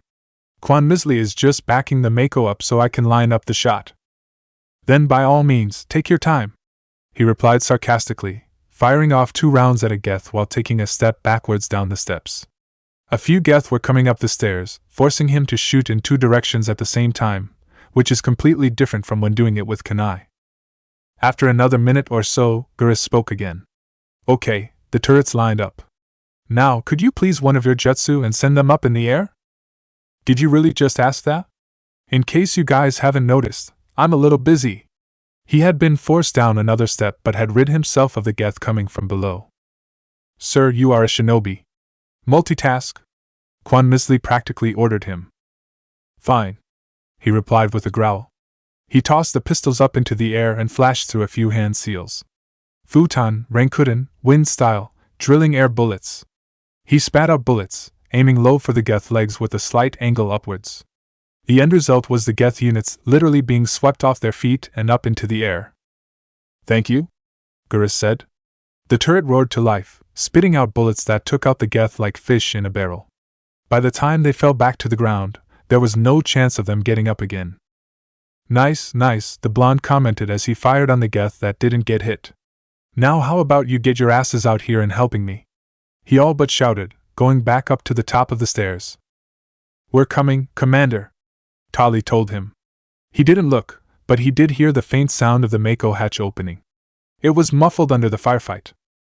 Tali and Quan Misli came running up the stairs, Geras close behind. Their guns were out and spitting bullets. Whatever Geth that were still standing, they were quickly shot down. Glad to see you guys could make it, Naruto said, lowering his guns. Is that all of them, sir? Quan Misli asked him, being all business. From the ones that started shooting me? Yes. He glanced toward the cliff. There might be some more with the controls. You sound hopeful, Gurus commented. I do, he admitted. If that's the case, you guys get to fight them. Wasn't the Geth unit protecting the controls at the last gatehouse a juggernaut? Tali asked for clarification. She was pretty sure that it had been. Yes, it was. The smirk on his face would have been cause for concern at any other time. You are a cruel, cruel person, a bruised Shikaku declared. And I'm not just talking about what you did to me. I did nothing to you, you did it to yourself, he replied. And I'm not that cruel. Cruel would have been sending Quan Misley in alone to deal with the juggernaut. Unaware of the conversation, the rest of the team moved towards the controls, keeping their weapons at the ready. And just when they were about to enter the tunnel, a juggernaut stepped out of there. Ah crap, Gurus declared. Less crapping, more shooting, Tali said, pulling out her skirmisher and opening fire on the giant Geth. Did she just say that? Saiken asked, trying hard not to laugh. Yes, she did, Matatabi answered. The Rokubi couldn't hold it anymore and started laughing his slimly ass off. Meanwhile, Gurus, Quan Misley, and Tali were encircling the Geth juggernaut, making sure that it could not focus on one of them quickly enough to take a good shot. Naruto waited another minute before finally giving up his stance on not helping and drew his guns. Tali, hack! He told the Quarian, taking her place in the firefight. Tali backed off and activated her Omni tool. Her fingers rapidly tapped against it, and when she was done, there was a faint flicker of blue light around the juggernaut. Shields are down, she declared. Quan Misley, light him up. With a few quick motions, she had put away her gun and rigged an explosive. She tossed the explosive at the juggernaut, and the resulting explosion blew its chest piece out. Taken care of, sir, she told him, the Geth collapsing to the ground. They walked through the tunnel into the control room. There stood the consoles for the gate and the gun. Gurus took care of deactivating the gun while Quan Misley opened the gate. Tali checked the nearby locker for anything useful. When Gurus gave him a thumbs up, Naruto contacted the Normandy. Joker, the guns are down. You can get to the signal now, he told the pilot. Already heading there, Commander, Joker replied. It looks like it's a camp. All right, we'll see you there. He took his hand off of his earpiece. Is the gate down? He asked Quan Misley. Yes, sir, she answered, standing up from where she had leaned over at the console. Anything interesting in that locker, Tali? Just a few weapon mods, she answered, putting said mods in a bag. Are they any good? He didn't customize his own guns, preferring the way they were. But he knew that mods did some good. Depends on who will be using them. Be sure to share with the rest of the team once we get to the camp. Yes, Commander, she said to him, tying the bag to her belt. Then let's head back to the Mako. As they walked back through the tunnel, he looked over at the hunter. You will be able to start it up, right? Yes, sir, she answered promptly. The engine doesn't really have a problem. He looked her straight in the eye. You'll have to forgive me for not trusting the words doesn't really in that sentence. And she forgot to mention the word yet in it too, Gurus commented, earning a glare from the hunter. He didn't pay attention to it as he had a thoughtful expression on his face. Hey, why didn't we just have you use one of your more destructive jutsu and destroy the guns? He asked the blonde shinobi. That question made him go still, which made everyone else stop. Commander? Said Tali, looking at him. Is everything okay? He still didn't answer. But when she was about to ask again, he verbally exploded. Curses, insults, and everything in between came out of his mouth in a loud volume as he stalked through the gatehouse, back down to the Mako. The other three just stood there, listening to what was coming out of his mouth. Tali was blushing beneath her helmet. After a few minutes of listening to it, and waiting for it to fade from their ears a little, Quan Misley turned to Gurus. Next time, you should probably lead with that, she told him. Sorry, I was too busy shooting the Geth, he replied with a small drop of sarcasm. We should probably follow the commander and make sure he doesn't try to destroy something, Tali suggested. Good idea. They quickly followed after him, heading down the steps of the gatehouse. Thankfully, Naruto seemed to have stopped swearing and was waiting on top of the Mako. What are you guys waiting for? He asked them once they came into sight. Let's get a move on. They didn't say a word as they got in. Quan Misley turned it on with a roar and punched it forward through the gate at a speed that should have pinned the blonde on the roof to said roof. The only reason it didn't was because of his chakra. Once they were past the gate, everything seemed to be smooth sailing. The only problem was that the Mako was still spewing smoke and unsettling noises began to emanate from the bottom, and not the creepy "you are not alone here" kind of noise. No, what they were hearing was the "this thing is moments from death" kind of noise. Everyone but Quan Misley started praying, and their prayers, though they were in different languages, were along the lines of "please don't let this thing blow up." As he sat on the roof, Naruto took a look at the horizon. There were dark clouds building. "A storm is brewing," he noted. "I'd say that the storm is already here," Gyuki replied, seeing the flashes of lightning and the faint boom of thunder. "Wouldn't it be there instead of here?" Saiken wondered aloud. The Ushioni frowned at the slug. "You know what I mean." "Of course I do. I'm just pointing out a fact. That is all." "Commander, the Normandy has touched down at the camp," Joker's voice came through the calm in the blonde's ear. "And we're also grounded." Naruto frowned. "Why are you grounded?" Thankfully, he knew what that term meant shipwise, so he didn't think someone had been sent to their room. "The Solarian captain will explain it to you once you get here." The calm went dead after that. "A growing storm and a grounded ship?" asked Kurama. "That sounds a little ominous to me. Anyone else feel the same?" "Shut up, Fox," Naruto told him. But he had the same feeling too. Location: Citadel. They all sat in a spare conference room, staring at Hajime. "You sure this information is accurate?" John asked him. He nodded. "Yes, they're making one last attempt on the Citadel." "Who's the target?" Rin asked. Shiramaru rested by her side. Her partner might look like he was napping, but she knew he was listening. "A chakra scientist named Mikio." Musashi looked at John. "He on the list?" The Mac quickly checked his Omni tool. "He's at the bottom, but he's on it." "What's he doing on the Citadel?" Hajime shrugged. "I don't know." He frowned. "You don't know?" "I wasn't told that."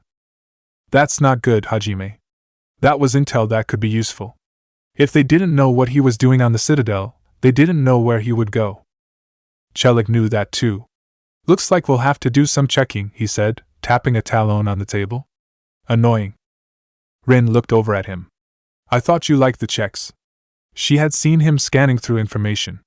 He always seemed relaxed. "It's annoying to do more than what should be needed." He flashed a look at Hajime. He wasn't lazy, but doing the work of others when they hadn't done it got on his nerves. "Hey, don't look at me," their informant, even though he claimed he was Musashi's, protested. "I just relay what my sources tell me." That was another thing. "What are your sources?" John asked. "Come on, John. You know I can't tell you that." "You haven't told us anything." All they had to go on was what he passed on. While that had worked since they started, there was always that fear someday it might not be enough. Musashi had that same fear, but he pushed it aside. "Do we know who will be after Mikio?" While they had successfully detained and stalled the opposition's kidnappers, they were still around. Each one seemed to be different than the rest. To the task force, it felt like each kidnapping would be different. Good thing Hajime had the answer. "I was told it was the Huntress." He couldn't stop the slight chill traveling down his backside at her name. He wasn't the only one. The Huntress was an Asari, one of the would-be kidnappers. Out of all them, they had stopped her the least. Each time they met, she looked down on them. Normally they would shrug it off, being cops, they got a lot of looks like that, but there was something about her coldness that made them feel how dangerous she was. When she looked at Chelik, he felt like she was silently condemning as a traitor. "We've got a lot of work to do," Musashi declared. "And we need to get on it." "Because time is short?" Rin asked, half sarcastic. Time was always short when it came to this part of the job. "That, and our scheduled time in here is nearly up. He only managed to get a half hour in here. Rin, check up on this Mikio. Chelik, see what he's up to here. John, you and I go about as normal. Once they've got the intel, we'll see if there's a location we can use to our advantage." "What about me?" Hajime asked, standing up alongside them. "If you can get anything more from your sources, do that." He nodded and they all started to leave the room. Soon, Musashi and Rin were the last ones out. "This stink to you?" she asked him. Little bit. We should be careful on this. He gave her a look. We're always careful. Palin wanted this by the book, and that's what they were giving him. She acknowledged the look. More careful. Something about this didn't sit right with her. The intel they had wasn't complete, yet they knew who was the target and the kidnapper. It was a good mix. Musashi felt the same, but he remained confident. Let's get to work. They walked out of the conference room. They would stop this attempt, just like they had the others. Location: Vermeer. The Mako rolled into the camp and its riders quickly got out in fear that it might collapse or explode now that it stopped. Quan Misley was the only one who walked. As they got out of the water and onto the beach, the rest of the team already there, along with the Solarians. So, what are we supposed to do now? Ashley asked one of them, probably the captain if Naruto guessed right. Stay put until we come up with a plan, the Solarian replied. He didn't sound impatient, but there was a faint hint of it around him. It probably had to do with the fact he looked tired and his armor was dirty. She didn't like that answer. Naruto could tell from her look. I take it you're the one in charge here? He asked, joining them. She instantly saluted. Commander. As you were, Ash, he told her, sparing her a glance before looking at the Solarian again. Jonin Naruto Uzumaki, Spectre. Captain Kirahi, 3rd Infiltration Regiment STG, the Solarian replied. You and your crew have just landed in the middle of a hot zone, Commander. Every AA gun within 10 miles has been alerted to your presence. Oh, so those 3 weren't the only ones, Kurama commented. And you worked so hard to deactivate them. The blonde ignored the fox. So, what's the plan? He asked the captain. Stay put until the council sends the reinforcements we requested. We are the reinforcements, Gurus told him, sounding a little sheepish. If he had been human, this would have been the part where he started scratching the back of his head. He stared at the Turian, then at the rest of the rather varied team. What? You're all they sent?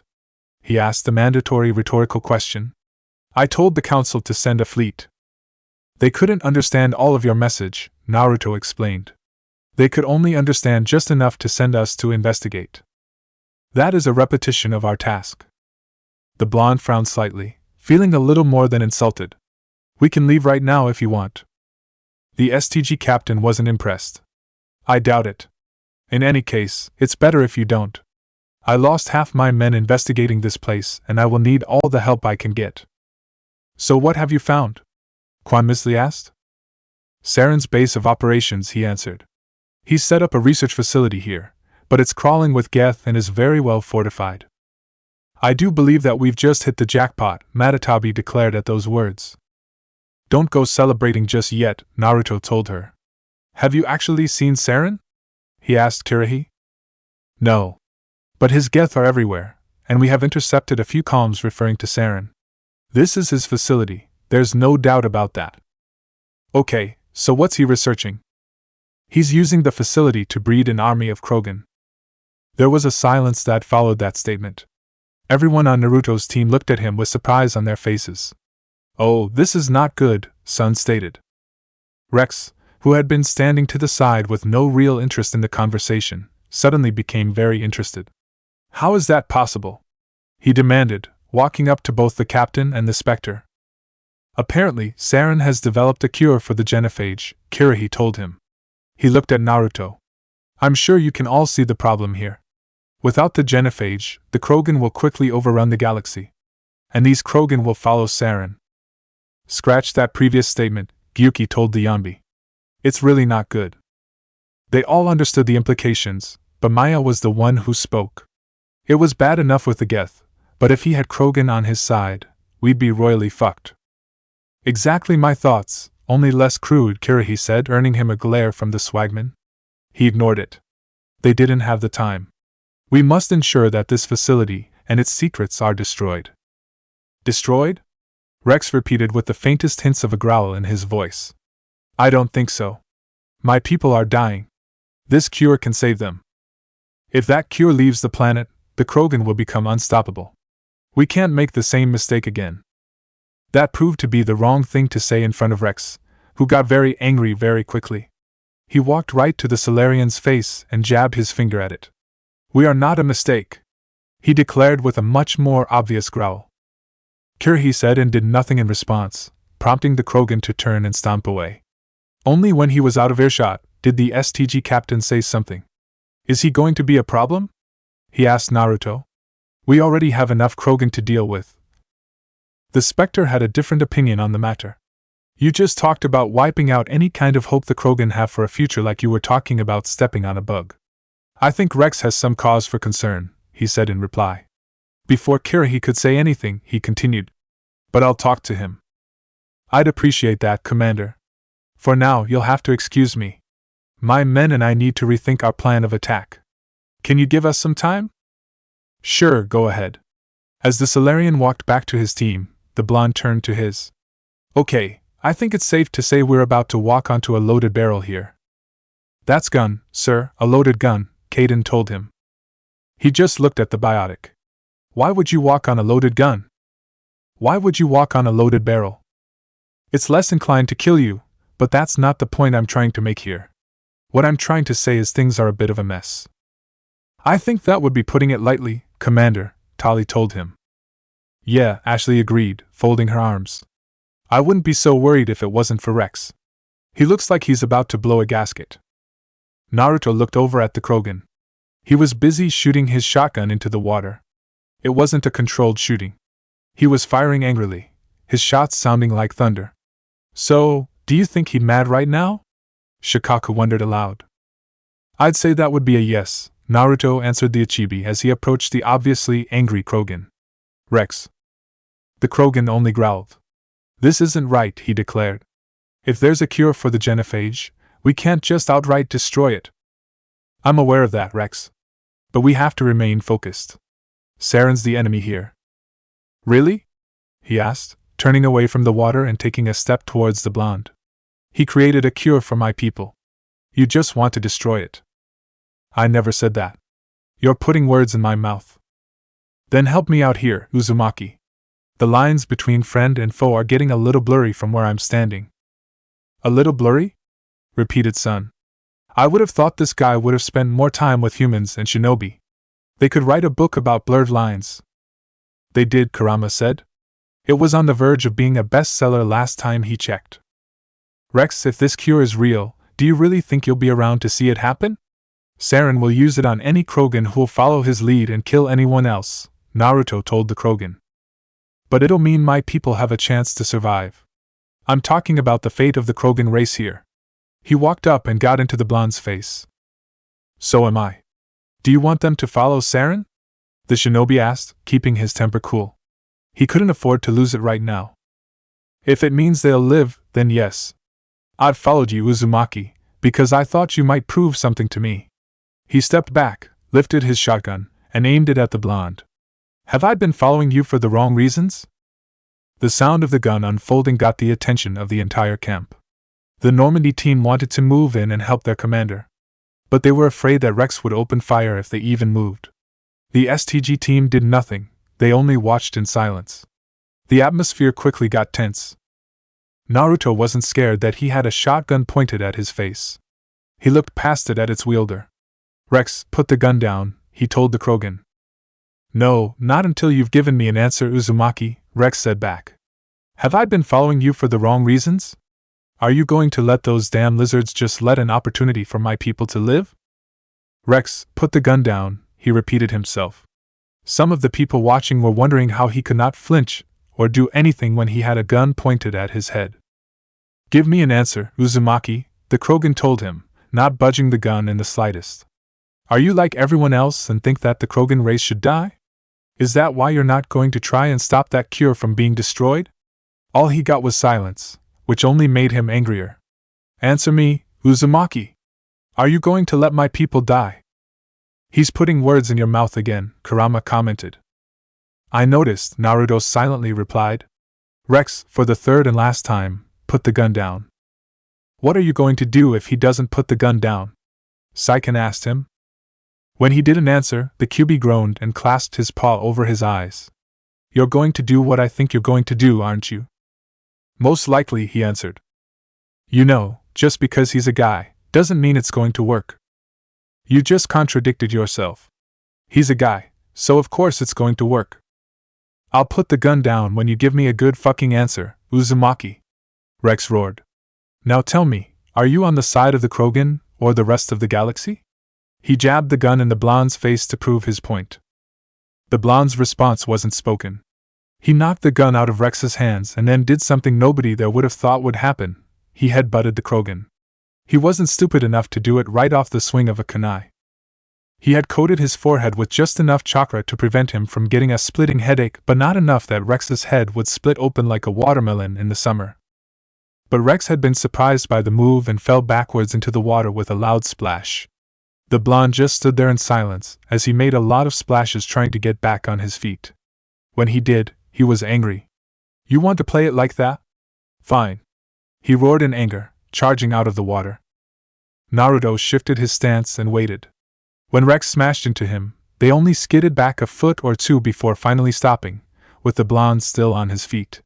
He pried the grip the battle master had on his waist off and then slammed his knee into the Krogan's chin, making him step back.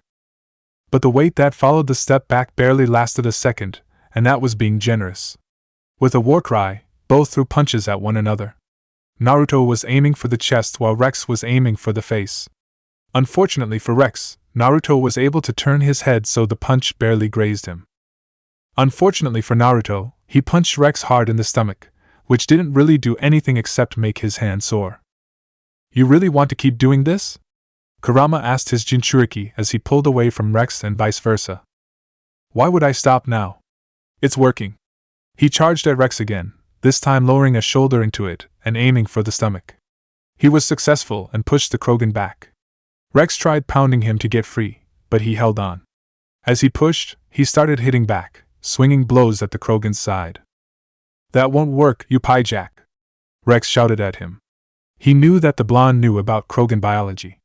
He stopped the pounding and grabbed a hold of him, lifting him up into the air. He turned around, putting some power in it, and tried to throw the blonde to the ground. It didn't work as the blonde was able to land on his feet. Then how about this? He asked, channeling his chakra into his arms and feet. He took a step to the side, turned his body, and threw Rex.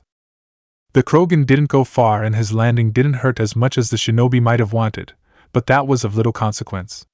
He landed in a sort of a roll, which was kinda hard to do well with his size and bulk, and sprang back up, ready to fight. When Naruto came at him with a kick, he grabbed the offending leg tightly. Got you, piejack! He declared with a grin that he would later be told looked bloodthirsty. Changing his grip on the leg, he began to swing it around like a flail, taking the shinobi along with it. He kept throwing the blonde into the ground with all of his might, yet it didn't really seem to be doing anything. Naruto looked like the swinging around had barely affected him, and that just made the Krogan even angrier. He redoubled his efforts in swinging the blonde around. At this rate, you're going to get one hell of a headache, Kurama commented as the flailing continued. I'm making progress, Naruto replied. You're making pain into an art form here. Shut up, Fox. I'm busy. Yeah, getting your ass handed to ya. He noticed that Rex was about to slam him into the ground again and took action. Just as he hit the ground, his free foot struck the Krogan's wrist. The sudden pain got Rex's off guard, forcing him to let go. Naruto didn't waste any time. He tucked himself into a roll, moving towards Rex, and then swung his legs at the Krogan. They struck his legs, sending him crashing to the ground. He got back up quickly enough and tried slamming his fist down on Naruto. The specter rolled out of the punch's path. He got back onto his knees and caught the next punch. Is that the best you can do, Rex? He asked, holding the fist tight. Rex's answer was to roar and throw the next punch. He took it in the shoulder. Then he twisted the fist he had sharp enough to make the Krogan follow through and fall to the ground. He started raining down punches on the Krogan's face, hard enough to hurt but not hard enough to break something.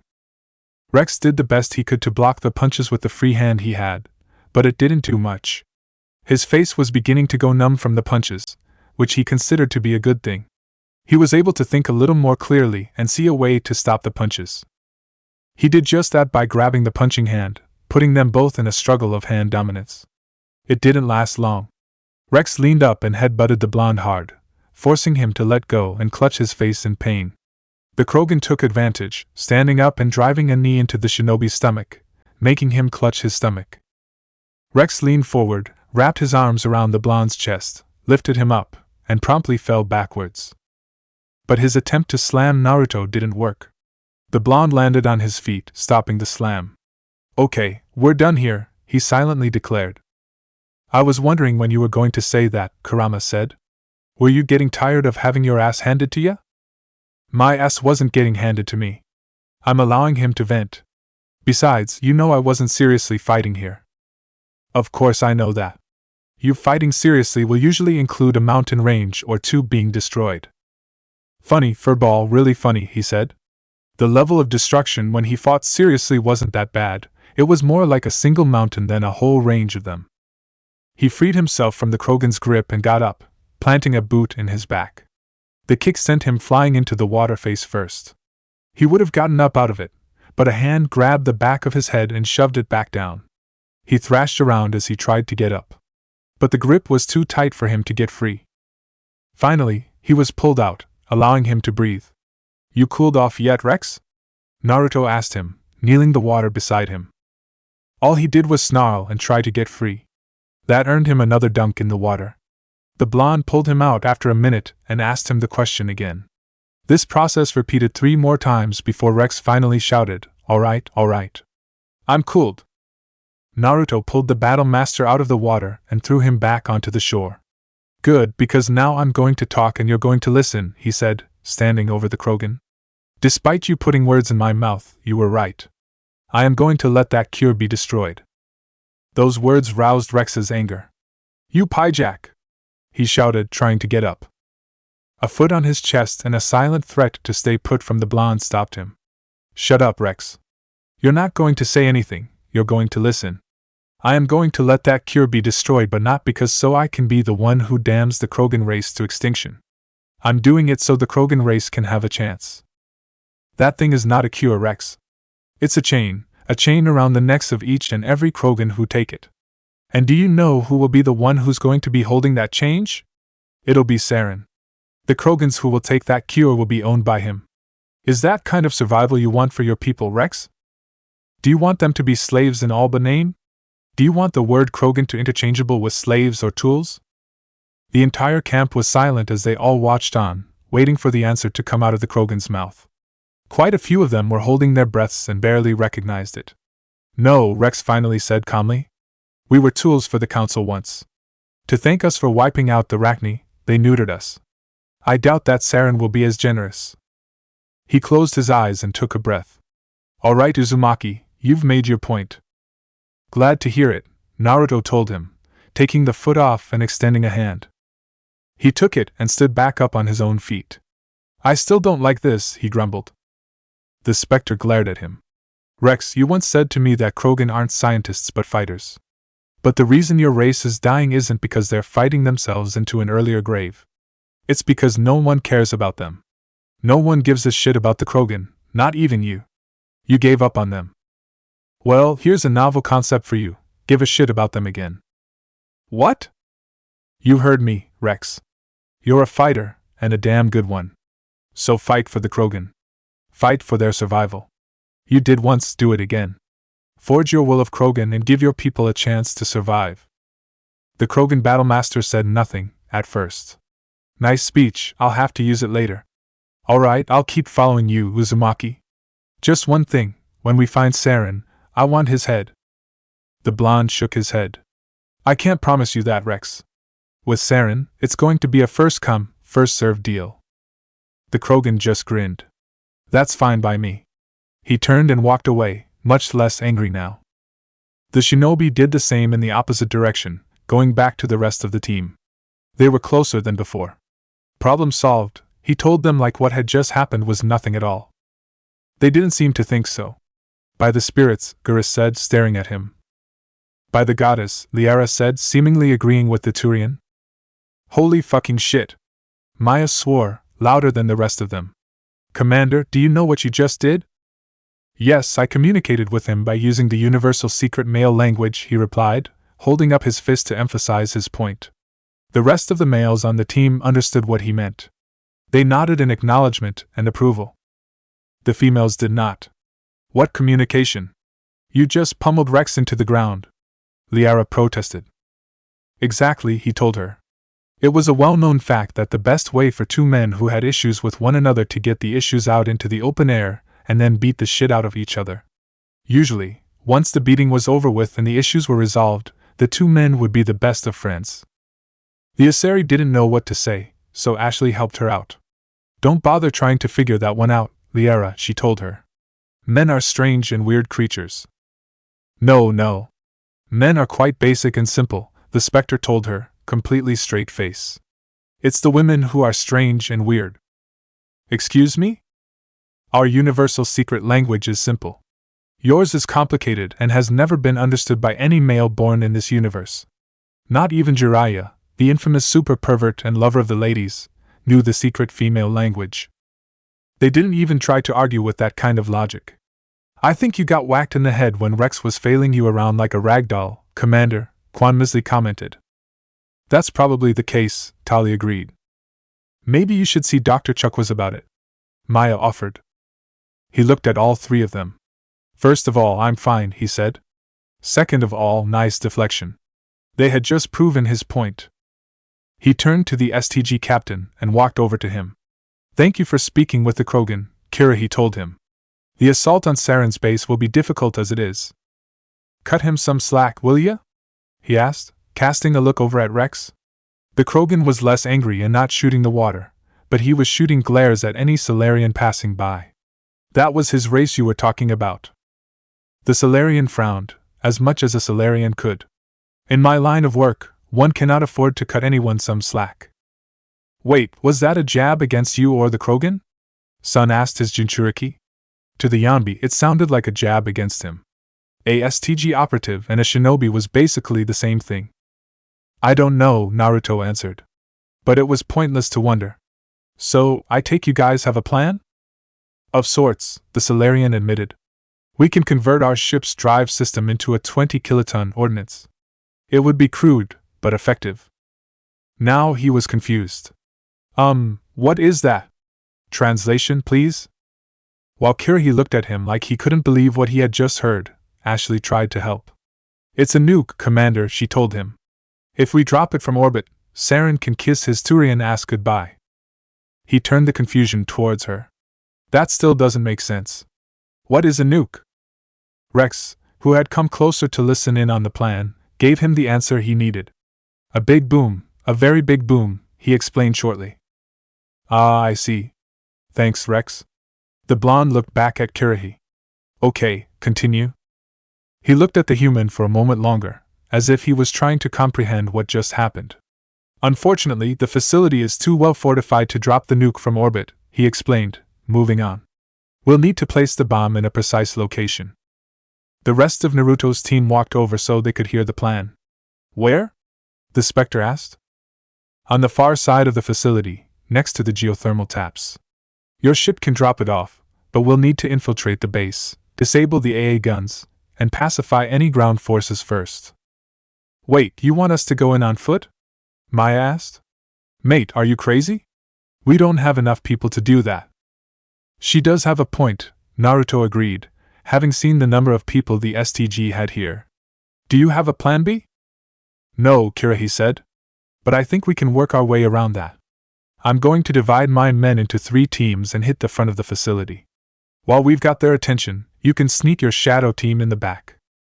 If that place is as well defended as you say it is, you're going to be sending your people into a slaughter, if not a massacre. We're tougher than we look, Commander. But it's true. I don't expect many of us will make it out alive. And that makes what I'm going to ask even more difficult. I need one of your men to accompany me. To help coordinate the teams, he explained. You're going to need someone who knows how to get into contact with both my team and the ship. I volunteer, Commander, Caden said instantly. Not so fast, LT, Ashley said to him. Commander Uzumaki will need you to arm the nuke. I'll go with the Solarians. With all due respect, Gunnery Chief, it's not your place to decide. Why is it when someone says with all due respect they really mean kiss my ass? She wondered aloud. I can't answer that one for ya, mate, Maya told her. But I also volunteer, she told her commander. Naruto looked at his 3 volunteers and then looked at Kirahi. Do you have a preference? Either of these three will do, Commander, the captain told him. They all seem willingly to sacrifice their lives if necessary, though if we are lucky, such sacrifices won't be required. When she heard those words, Liara had a brief moment of panic and stepped closer to Maya, like she was going to try and stop the swagman from going. He fell silent and looked back at the three volunteers, looking at each of them closely and carefully. Finally, he made his decision. Ashley and Maya, you'll accompany Kirahi, he said, placing a hand on the Solarian's shoulder. Liara, you'll go with Maya, he spoke again before the Asari on his team could protest. I don't want any of you to do something stupid, got it? Aye, Commander. Ashley and Maya responded, snapping out salutes. Liara only nodded her acknowledgement. I will have the ordnance loaded onto the Normandy and brief your crew on its detonation sequencing, Kirahi told him. Is there anything else you want to know? Yeah, a couple of things, like how do you plan to get out of the range of this nuke?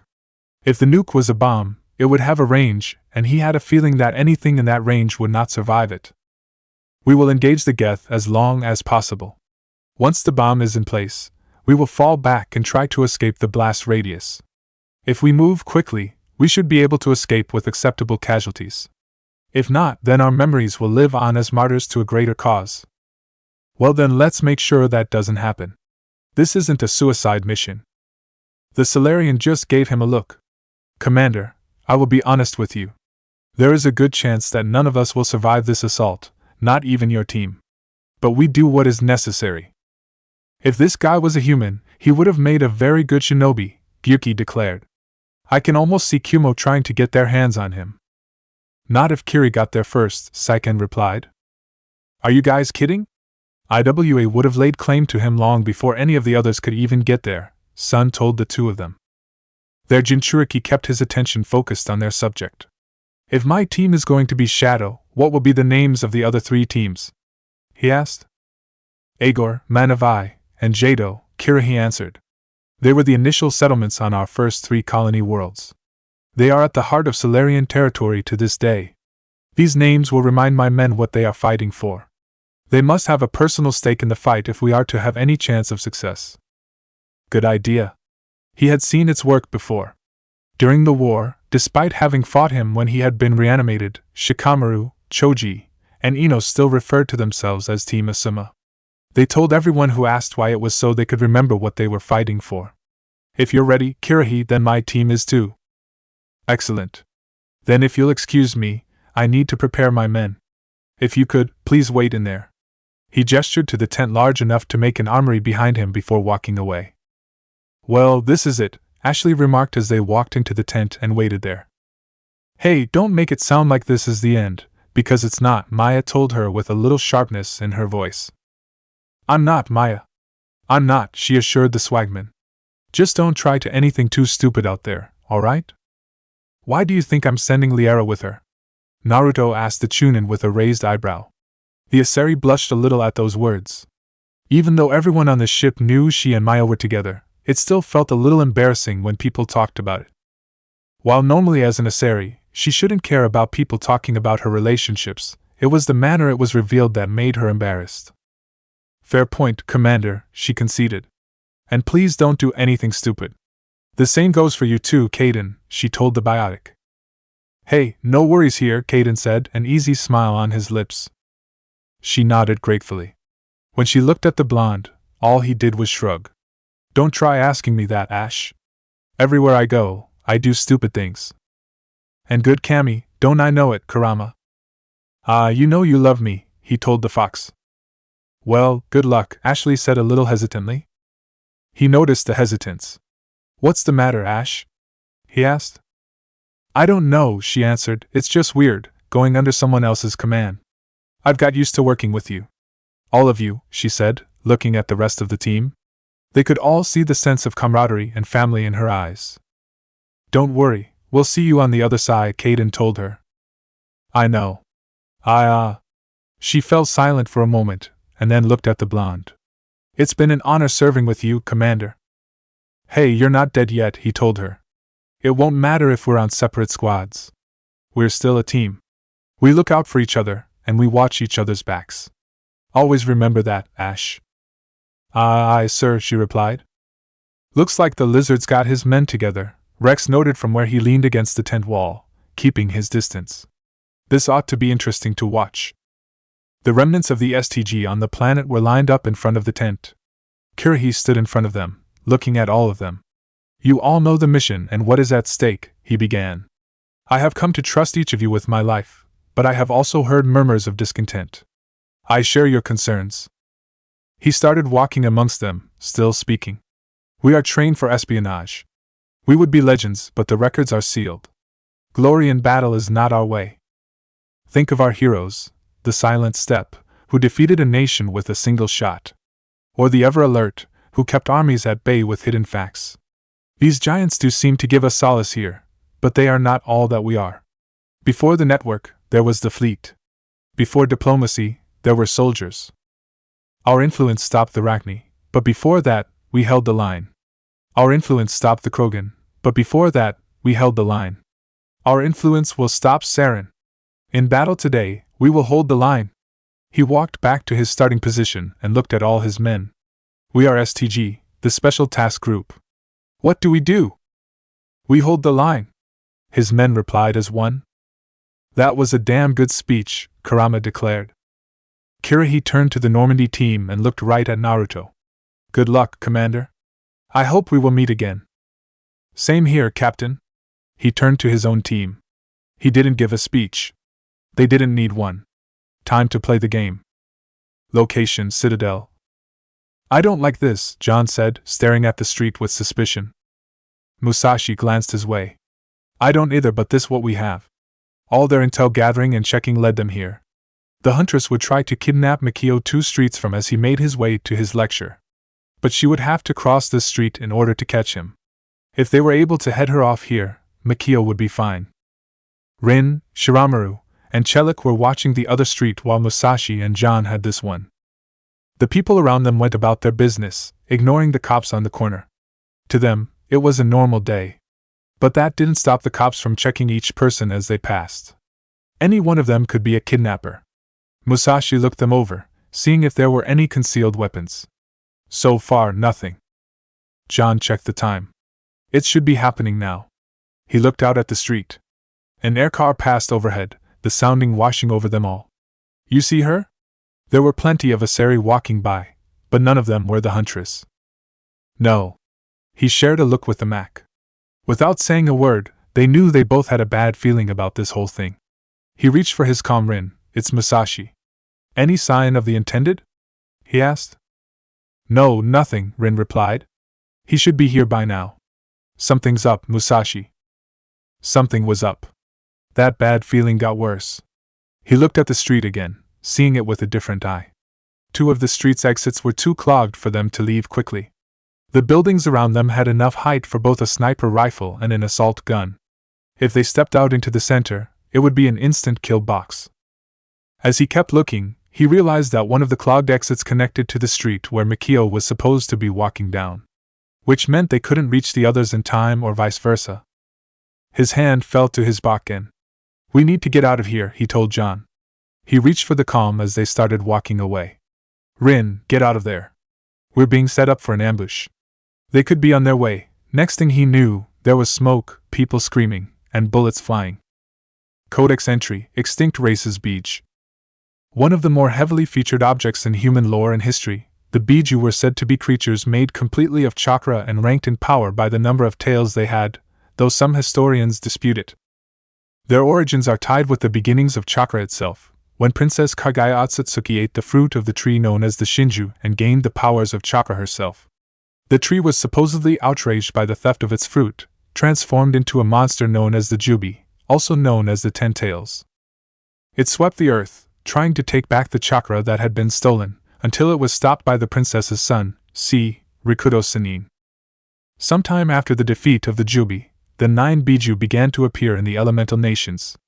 From the order of tails from lowest to highest, they were the Ichibi Tanuki, the Nibi cat, the Sanbai turtle, the Yambi monkey, the Gobi dolphin horse, the Rokubi slug, the Nanabai flying beetle, the Hachibi Ashioni, and the Kyubi fox. It is rumored that they have names, but whether that is true or not has yet to be confirmed. Throughout the history of the elemental nations, the Biju have often been the blame for much death and destruction. Also being called chakra monsters, they were feared and hated before the Fourth Shinobi World War. But in spite of their dark reputation, or perhaps because of it, the shinobi of various countries and clans have often tried to use them as weapons, see Jinchuriki. None of these 9 creatures have been seen since after the Fourth Shinobi World War. Ironically enough, that was when attitudes towards them have changed to the positive, even going so far as fanatical, see Church of the Nine. Since then, they have been portrayed mostly as tragic figures, heroes, or mischievous but helpful creatures. The last is mostly for children's books. There has been no mention or record of any new Biju being reproduced. When asked this question, shinobi have always looked at the questioner like they've suddenly become an idiot. Nor has there been any report or history of attempts to artificially creating one. When asked, any shinobi historians will essentially answer with "Why would we want to do that?" Chapter 24. Sometimes you win, sometimes you lose. Location: Vermeer. Once Naruto's shadow team left the camp, they took the long way to Sarin's base. That meant wading through the shoreline, surrounded by the cliffs on all sides. At points, it felt like they were wandering through a maze. It was a good thing some of them used the radar on their Omni tools, while also not looking pointedly at a certain blonde. It wasn't an easy walk, though. They found watchtowers filled with Geth in their way. It was a fight to eliminate each threat. But they did eliminate the threat and they moved on. The sounds of gunfire and shouts through the calm and from over the cliffs spurred them on. After making their way past the watchtowers, they found themselves approaching what looked to be a bridge system above the ground, accessible via stairs. They had no trouble climbing it, but there were a pair of Krogan waiting for them with guns drawn. The Krogan thought they were going to have a battle. It wasn't even a fight. Naruto charged the distance between them, taking care of one Krogan while Rex did the same with the other. Both Krogan were killed in a minute, their bodies falling over the railing into the water below. Their bodies splashing down hard filled Naruto's ears. "Is there anyone or anything left?" he asked, looking at his team. "Nope, that's all of them," Gurus told him. He and the others crossed the bridge. "Great, let's get moving," Rex said shortly, his hands still holding his shotgun. He had been a little agitated since they left the camp. The others assumed it was because of the supposed cure Sarin had and the fact that they needed to destroy it. "We're going, Rex." "We're going," Naruto told him. The team followed them across the bridge, heading forward. They noticed the bridges didn't cut through the cliffs but rather worked their way around. Also, there were stairs, mixing in elevation. They couldn't see the base proper, but they had the feeling they were getting close. As they moved forward, the fighting overhead got louder and the calm in their ears came to life. "Shadow team must be getting close," Kirihi said, not noticing, or not caring, if they heard him, just as before. "Hold the line, men! Hold the line!" "They sound like they're holding out," Quan Misley commented, as they stepped through the door. What lay beyond was a bridge over water. If Naruto had to describe the area with a single word, he would have gone with moat. "I hope so. I would like for the people I know to come out of this alive," Naruto said. They rounded a corner, and he saw a building up ahead. That had to be Sarin's base. "Well, that will most certainly be the case considering how you made us help them out," Gurus replied. "You make it sound like it was a bad thing." As they had made their way around, they had gotten requests from Ashley and Maya to help even the odds on their sides. The request had just been some small things: disrupt communications, destroy a satellite, and destroy the fueling station for Geth flyers. Each request could have been easily done, and Naruto saw no reason to not try and help. "I'd say it was," Rex commented. "But I would be talking about the lizards and not the rest of them." "Nice to see that you care, Rex," Tali told him, earning a dismissive snort from the Krogan. The base got larger as they got closer. However, it wasn't going to be as simple as just walking through the door. Naruto came to a halt and took in the sight. There were Krogan and Geth manning the railing, guns pointing in their direction. They hadn't started shooting yet, but that would change once his team got closer. Gurus didn't need to look through his rifle's scope to know the truth. "That's going to be a problem," he said. "They could fight their way through that, but they would be slowed down. That could cause problems for Kirihi and the others." Naruto looked at the defense, and then down below, at the sand. Maybe not." Tali looked at him. "What are you thinking, Commander?" she asked. that maybe now's a good time to play one of my aces. Huh? Shikako perked up. Ooh, does that mean what I think it means? Please say yes. Please say yes. Naruto holstered his guns. Yes. The tanuki grinned ear from ear. Alright, let's do it. First things first, you're going to have to let me take the wheel. Excuse me? Do you know how to use the sand like Gaara did? No, you don't. So if you want to use it right, let me do the work. First time he's ever said that, Kurama remarked drily. Shikako swatted him with his tail. Shut up, you. Now, Naruto, walk until I say stop. Naruto's team watched as he walked forward. The enemy noticed him and took aim. Instead of ducking for cover, he raised his hand. The beach responded in kind, blasting upwards with a sound that almost rattled eardrum. Sabakakyu, sand-binding coffin, he said, stretching his hand out. The sand swarmed the railing, engulfing the Krogan and the Geth. The Krogan tried fighting free, but that only trapped them further. Once they were fully encased, Naruto closed his hand. Sabaka Soso, sand waterfall funeral. The sand shrunk immediately, crushing those encased. Tali noticed dribbles of blood leaking out. Suddenly it felt like her breakfast was rising back up her throat. Geras felt the same. I think I'm going to be sick, he said. He had never seen anything like that before. Rex glanced at the Turian. We don't have time for you to be sick. He walked up to Naruto. Not bad. Could have been better, he said. Gaara could do it with a lot more finesse. Hey, you want to get to his level? You practice, Shikako lectured. I'm already busy training. And that had been going pretty much since he woke up. Tali looked at Kaden. Gaara? Why do I know that name? She asked as they followed the shinobi and the Krogan. It sounded familiar, probably from one of the history books she had read. But she couldn't pin it down. Quan Misli did know. Sabaka no Gaara was a shinobi of Suna, famous for his ability to wield sand.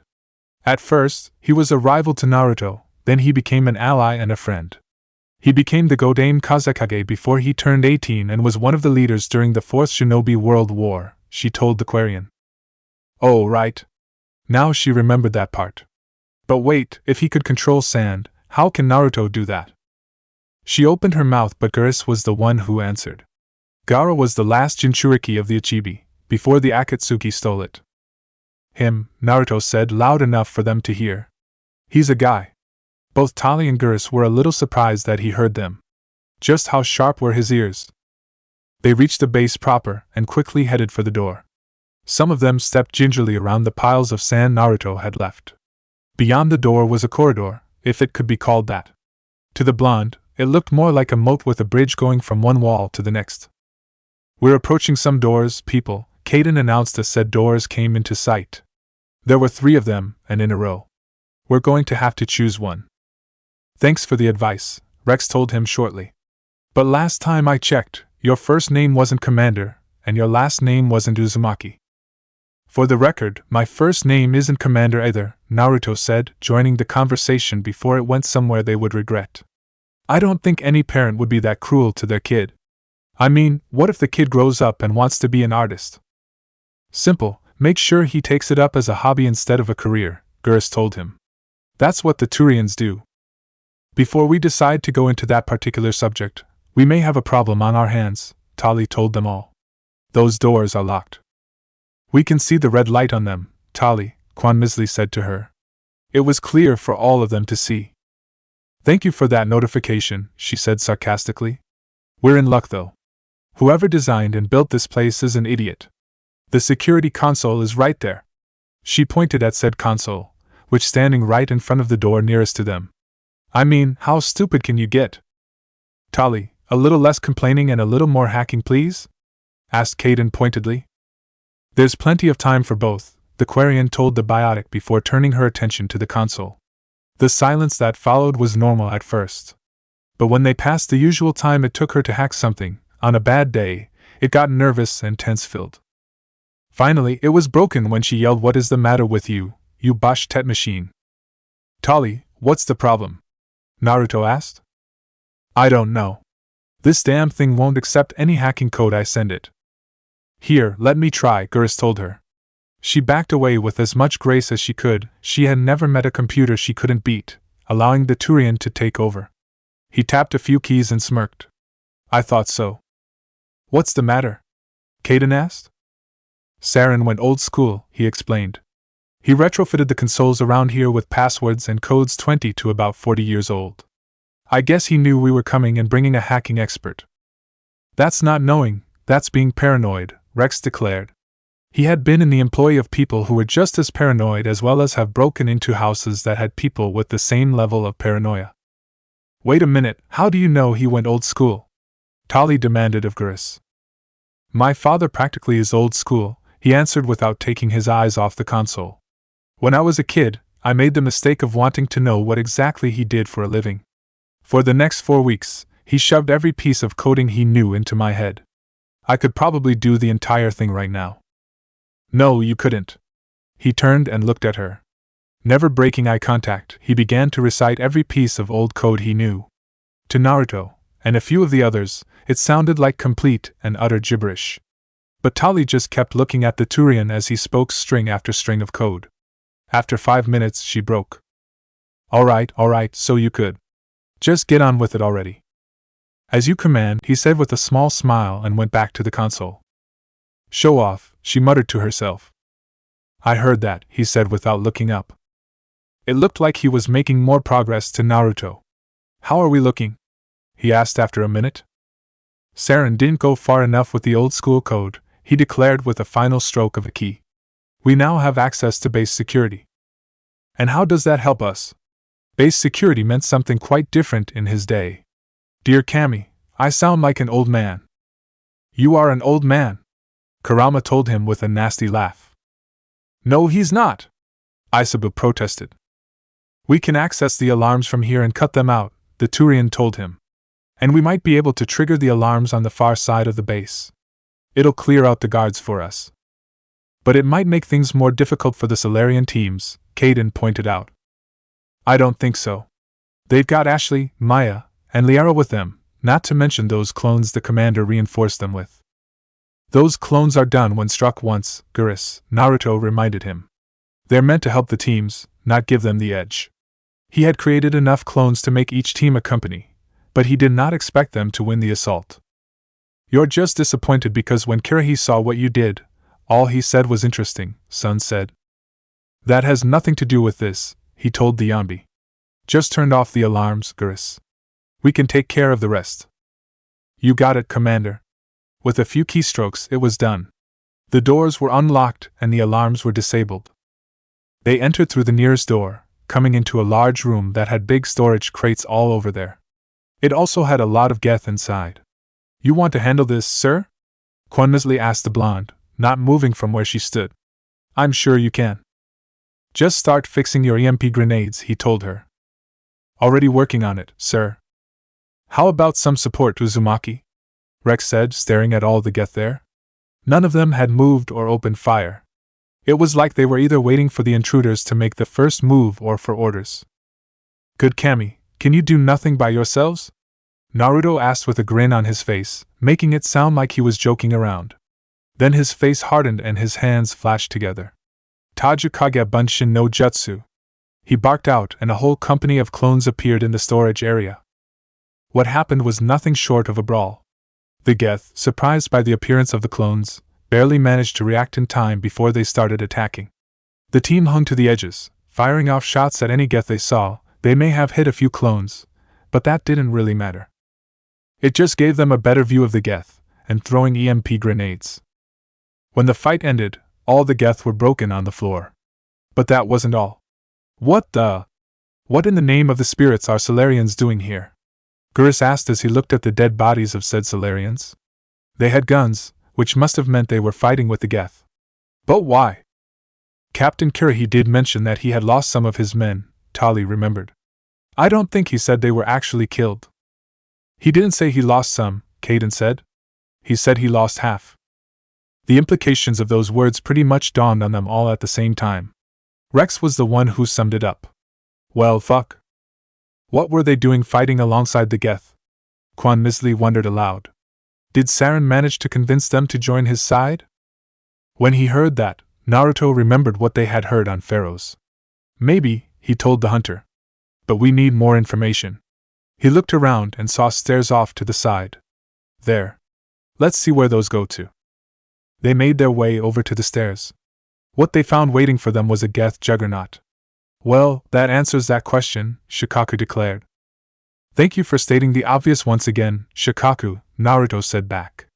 He created another batch of clones, but the juggernaut mowed them down with ease. Fortunately, it gave the team enough time to get to a better position. It didn't take them long to destroy it, not after Kaden and Rex used their biotics to lift it up into the air and Naruto utilized a Suiton jutsu he knew to damage its circuits, and a Futon jutsu to slice it to pieces. Let's keep it moving, people, the blonde declared as he moved past the now destroyed juggernaut. Just for good measure, Quan Misli dropped on a bomb on the remains as she passed. The door closing behind them blocked the explosion. As they made their way through a set of doors and corridors, they found themselves on a pathway on an upper level. They checked the lower level. There seemed to be containment cells down below. Are those things empty? Tali wondered aloud. A voice answered her back. Hello? Is someone out there? How's that for an answer? Rex asked Aquarian. She was too busy scanning the floor for a possible threat. Rex, not now, Naruto told the Krogan. He went for the rail. You guys go ahead. I'll meet up with you. What are you going to do? See who is down there. He grabbed hold of the rail and leapt over, falling to the level below. To his surprise, he landed in water, up to his ankles. What? How?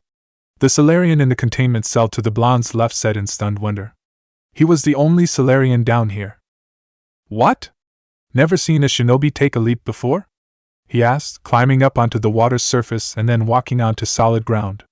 Above him, a door opened and then closed occurred. His team had moved on. Ah, yes, a shinobi, makes sense now, he said to himself, shaking his head slightly before refocusing on who was outside his cell. I guess I should be glad to see you either way. You got a name, soldier? Had that been any other time, he might have saluted. Lieutenant Ganto Imnis of the 3rd Infiltration Regiment, captured during recon. I assume the fleet was called in to destroy the base? Sorry, my team and I are all you got. To his credit, he did not start to panic or protest. I see. Then you must be the infiltration team. I know the captain. He will want this facility destroyed. My team was altered, indoctrinated. He knows about the breeding grounds. But the indoctrination nation is a greater threat, and far more horrifying. I watched good people reduced to mindless husks. There wasn't anything left. Others died during the experiment. I envy them. He looked over to the containment cell next to him. The specter followed his gaze. Inside the cell was a group of Solarians who looked slack-jawed and glossy-eyed, for a lack of a better description. Kami, they look like they're dead on their feet, Matatabi declared. No, I think they are dead on their feet, Saiken said with a grim tone in his voice. It would probably be more merciful just to put them out of their misery right now, Sun commented. Maybe, Naruto quietly agreed. Is there anything you can tell me about these experiments that the people here were conducting? He asked the STG operative who still had his brain.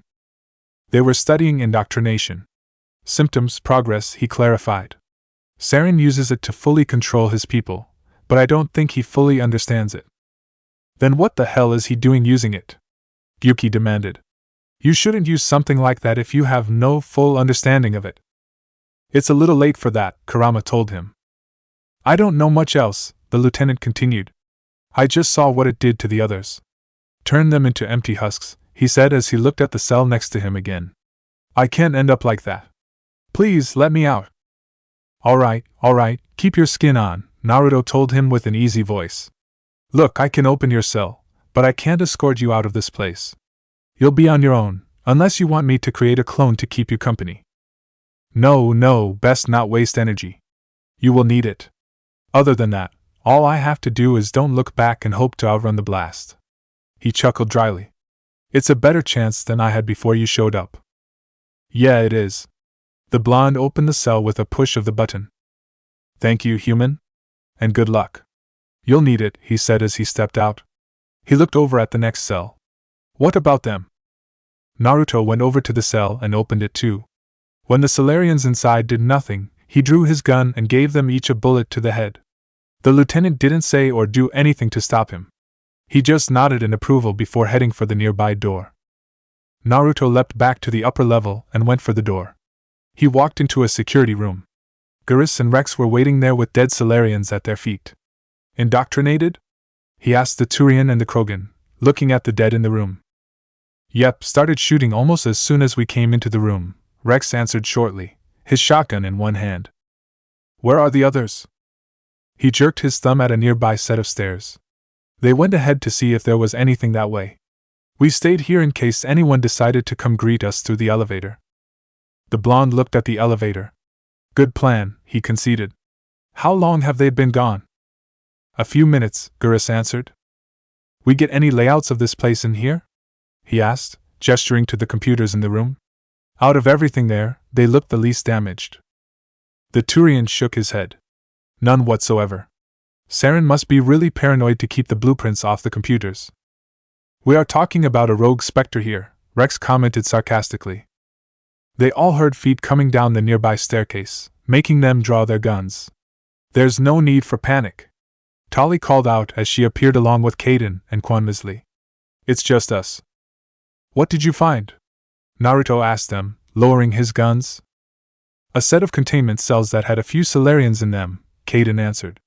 The one who we talked to, a private Minos, insisted that we let them out so they could help out with the fighting. But when we did, he and the other two Solarians there tried to attack us. I would recommend that next time, they get a better definition of helping out, Shikaku told his Jinchuriki. I'll take that under consideration, he replied noncommittally. I take it that since you're here and they're dead? They nodded. Was there anything else back there? No, just a locked door, Quan Misley answered. And I didn't want to risk blowing it in fear of what might lay beyond it. Alright then, looks like we're going into the elevator. They all gathered in the elevator. It was a little tight, but no one complained. As the elevator went up, Tali spoke. Hey, I hate to be the one to ask the stupid question, she began. Then why bother asking it? Rex asked her, interrupting her. She threw a glare, as best she could with her mask and it being directed at a Krogan, at him. Because sometimes the stupid questions need to be asked, she replied before turning her attention to Naruto. Commander, I had read in the history books that the Biju were able to utilize a weapon called a Baijidama, tailed beast ball. Yeah. Why do you want to know? He asked. Well, when Captain Kirahi told you that he was making a nuke to destroy this place, why didn't you offer to have the Biju destroy it instead? She took a step back, half expecting him to start swearing loudly again. Instead, he answered calmly. True, they could have done that. But they also have their pride. To any one of them, destroying this base would have been easy for them, like flicking ones of their tails. And they hate flicking their tails. Don't you forget it, Kurama growled at him. I still remember that time in the land of Earth during the war. He groaned inwardly. He knew that would be brought up. I said I was sorry 15,000 times already. How long are you going to hold a grudge? He asked the fox. How long do you plan on living? Well, couldn't you just use them to destroy this place? Tali asked him, bringing his attention back to the elevator. There are two things wrong with that question, Tali. The first is that while I could, it would be rather rude and I would have to live with them being annoyed at my actions for quite some time afterwards. It can't be that bad, she protested slightly. The look he gave her was as dry as the deserts in the land of wind. You have no idea how annoying they can get when they're pissed. Trust me, it's hell. And secondly, I am a shinobi, I have standards. One of those standards is that when a shinobi is in an enemy base, he finds and takes all the information. Destroying the base before finding out the information is just clumsy and stupid. Rex grunted in approval. That's smart thinking on the shinobi's part. So glad you approve, Rex. You guys might want to stop talking now, Kaden suggested to them. Rex gave the biotic a look. Who was he to tell him he should stop talking? And why should we do that? The elevator is stopping. The elevator stopped and the doors opened, revealing the two guests standing before them. They didn't even have a chance to raise their guns before Naruto leapt at them with a Rasengan in each hand, completely obliterating their headpieces. As the others came out of the elevator, and he was falling to the ground, they all noticed that they were in a lightly protected lab. A few other Geth were all that were there, and they were busy shooting creatures similar to the ones on Eden Prime. It was almost pathetic how quickly the firefight ended. But no one was really surprised since they had the advantage of surprise. When Naruto hit the ground, he tucked himself into a roll and leapt out of it with his guns in hand. He and the rest of his team opened fire and the Geth were quickly destroyed. The creatures were too. Thank Kami for distractions, Naruto declared, lowering his guns. Isn't that your job? Komi asked with a teasing tone. Funny, Komi, funny, he replied. He walked forward into the lab to see what had happened. The team followed and they split up to cover more of the room. It didn't take them long to find the answer. I've got something over here, Gurus announced. They gathered around him and saw a dead Asari scientist on the floor, her face frozen in a look of shock, surprise and horror. I don't think we need to hurt ourselves trying to figure out how she died, Quanmisley said. Everyone else silently agreed with the sentiment. It was obvious. The creatures had gotten free and killed the scientist before the Geth could kill them. It probably happened a few minutes before they had entered. If we're done here, let's move on, Rex said shortly. Have some respect for the dead, Rex, Gurus told him. Noticing a nearby lab coat, the Turian grabbed it and placed it over the scientist, covering her. I don't see why we should, Quanmisley said, agreeing with the Krogan. We didn't take the time to cover any of our previous enemies. She wasn't our enemy, Naruto told the hunter. She was here. That makes her our enemy. He shook his head. No, she would have been our enemy if she had attacked us. She rolled her eyes at that. It doesn't matter anyway, she's dead. Let's keep moving. While she might have been rude about it, she was also right. They had to keep moving. There was a door near the middle of the room. Once through, they found themselves outside on a walkway. They followed the walkway to a door leading into another building. It was locked, and there were two Geth trying to break into it. There was a bridge behind them, but it was raised. Anyone want to take care of this before I take the shot?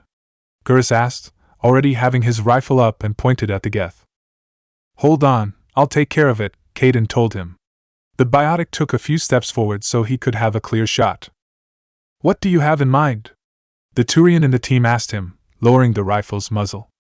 There's something I want to try. His arm glowed blue. He swung his arm gently upwards and the blue fire on his arm discharged. The Geth were taken by surprise, being lifted into the air without even firing a shot. Nicely done, Tali complimented him. I'm not done yet, he replied, his arm coming alive with biotics again. This time, he threw it at them and they went flying over the rail, down into the water below. Now I'm done. I see you've figured out the up and out, Rex noted. Not a lot of biotics figure out the right timing. He didn't sound impressed, exactly. If anything, he sounded like a teacher glad the student got the lesson. Would that be the biotics that you've met, or just in general? Naruto asked him, getting a shrug in response. Caden, on the other hand, was scowling. Is there any biotic move out there that doesn't have a name to it? He demanded. The Krogan shrugged again. Can't tell you that, haven't seen them all yet. Oh no, just most of them, the biotic said with what he thought was some very good sarcasm. The others didn't agree. Sarcasm doesn't suit you, Caden, Quanmisley told him. Naruto headed for the door, and the others followed. When they got to the door, Gurus hacked it and opened it in record time. What they found in the room was quite surprising. I'm not the only one who's seeing this, am I? Gurus asked. Trust me, you're not, Tali assured him. They were all looking at an Asari cowering under the desk. She was clutching the leg like it was a lifeline. After everything they've seen on Vermeer, this was so pathetic it was almost funny. She looked up at them. Those eyes reminded Caden of a baby deer. Miss, would you please come out from under the table? He asked her, unexpectedly using a gentle voice. Please don't shoot me, she begged as she crawled out from under the table and stood on shaky legs. I just want to get out of here before it's too late. We're not going to shoot you, Naruto told her. But since you're here, we're going to pump you for information. Remember, don't be gentle with your pumping, Shikaka said with a perverted grin. Kurama didn't even bother waiting for the order to start beating him into the ground. This time, Sun and Gyuki joined him. The blonde ignored the fighting in his head and focused on the Asari. Who are you exactly? He looked her over. Since she was an Asari, she was pretty. But that was about it. Her uniform looked like it was almost a size too big on her, making her a little dumpy. Rana Thanoptis, neurospecialist, she introduced herself. But this job isn't worth dying over, or worse. How is it worse? She looked at him like she couldn't believe that he had just said that. You think the indoctrination only affects prisoners? Sooner or later, Sarin will want to dissect my brain too. I think she has a few screws loose, Sun commented while he kept Shikaka held down. No, she's just really nervous. You've always had a bit of a problem seeing the difference between the two, Koko told him, hovering over the beatdown. Oh, right, forgot about that. You usually do. By the way, Shikaka's wiggling free. The gorilla tightened his grip on the Tanuki's leg, stopping him from free. Rex looked the Asari straight in the eye. Her legs shook and she couldn't keep the eye contact. I'm guessing this is more than just a breeding facility, huh? He asked with a grunt. The others weren't quite sure, but it sounded like the Krogan was a little relieved. The breeding part isn't on this level, Rana answered. We're studying Sovereign's effect on organic minds. At least, that's what I assumed. Sarin kept us in the dark as much as possible. Wait, you were helping him and you didn't even know why you were helping him? Tali asked. She didn't bother hiding just what she thought of the Asari. I didn't have the option of negotiating, she protested. The position is a little more permanent than I'd expected. But I can help you, she told them before pointing to the elevator behind her. That elevator goes to Sarin's private lab. I can get you in. She walked over to the elevator and punched in the code. See? Full access. All of Sarin's private files. Are we good? Can I go? Not yet, we still need to know more, Naruto told her. What was it that you were studying exactly? The ship, Sovereign, she answered. It emits some kind of signal. Undetectable, but it's there. I've seen the effects. Sarin uses it to influence his followers, to control them. It's called indoctrination. Direct exposure to the signal turns you into a mindless slave, like the Solarian test subjects. But there's collateral damage too. Define collateral damage, Gurus told her, keeping his rifle handy. She noticed the rifle and gulped at the implication. Sovereign's signal is too strong. Spend too much time near the ship and you'll feel it. Like a tingle in the back of the skull. It's like a whisper you can't quite hear. You're compelled to do things but you don't know why. You just obey. Eventually, you stop thinking for yourself. It happens to everyone at the facility. My first test subject was the man I replaced. Now I just want to get out of here before it happens to me. That's grim to hear, Saiken declared. True, but I think we all now know why Sarin's researching it, Matatabi remarked. Naruto, would you be so kind as to ask? Could you not make it sound like I don't have a brain in my head? He asked back. If Sarin's the one in control of the ship, why is he researching its signal? It makes us obey Sarin, but I don't think he controls it, not exactly, Rana said, sounding a little uncertain. I think, he's sacred, it might be affecting him. Are you sure about that? Quan Misli asked. She could shrug noncommittally. Indoctrination is subtle. By the time the effects become noticeable, it's usually too late. What about the signal itself? Kaden asked. She frowned somewhat. Signal's not the right word, she admitted. There's some kind of energy field emanating from the ship. It changes thought patterns.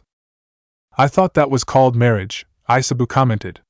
The way he said, without a hint of sarcasm or humor, sent the other 8 Biju into fits of laughter. Even Shikaka managed a pained chuckle. Over time, days, maybe a week, it weakens your will. You become easier to manipulate and control. But it's a degenerative condition. There's a balance between control and usefulness. The less freedom a subject maintains, the less capable it becomes, Rana finished. So Sarin was trying to figure out where that balance was, Naruto thought to himself. But if he's had the ship, how far has he gone? Noticing that the Asari scientist was still standing in front of him, and looking very nervous, he decided to help her out. The door's open, he told her, gesturing to the door behind him. You want to get out of here before the nuke goes off, be my guest. A nuke? She repeated, horror and terror in her voice. Without any more prompting, she bolted out of that room. Woman can move, Rex commented as he watched her disappear from sight. Any faster, and she would have left a dust cloud in her image behind. They did a quick search of the office, But there was nothing there, the computer had all its files wiped. They went through the door, only to find themselves outside on a walkway again. Whoever designed and built this place must have really loved walkways, Gurus commented as they walked across. Or they just realized that they were building it over a lot of watery areas and acted accordingly, Quan Misley remarked. Does it really matter? Tali asked. No one answered her because it really didn't. Once they were across the walkway and through the next door, all they found waiting for them was another elevator. They rode the elevator down, stepping off to go into what was claimed to be Sarin's private lab. Once inside, they stopped to look. If this is supposed to be a lab, it's farthest thing from the definition I've ever seen. Naruto silently that was really in the room, so far as they could see, was a walkway that extended to the middle of the room and 2 ramps that went downward. What the hell is this place? Rex asked as he looked around. This wasn't any kind of lab he had been in before. Does it look like I know? Gurus asked him with a small measure of sarcasm. Guys, cool the sarcasm, the Spectre ordered. We don't need it right now. Besides, you keep this up and I'll start thinking you two need to get married. They both looked horrified at the idea. He ignored the looks, focusing on the room. Let's look around and see if we can find anything interesting, he told his team. They did as they were told. It wasn't a big room, so something of interest was found quickly.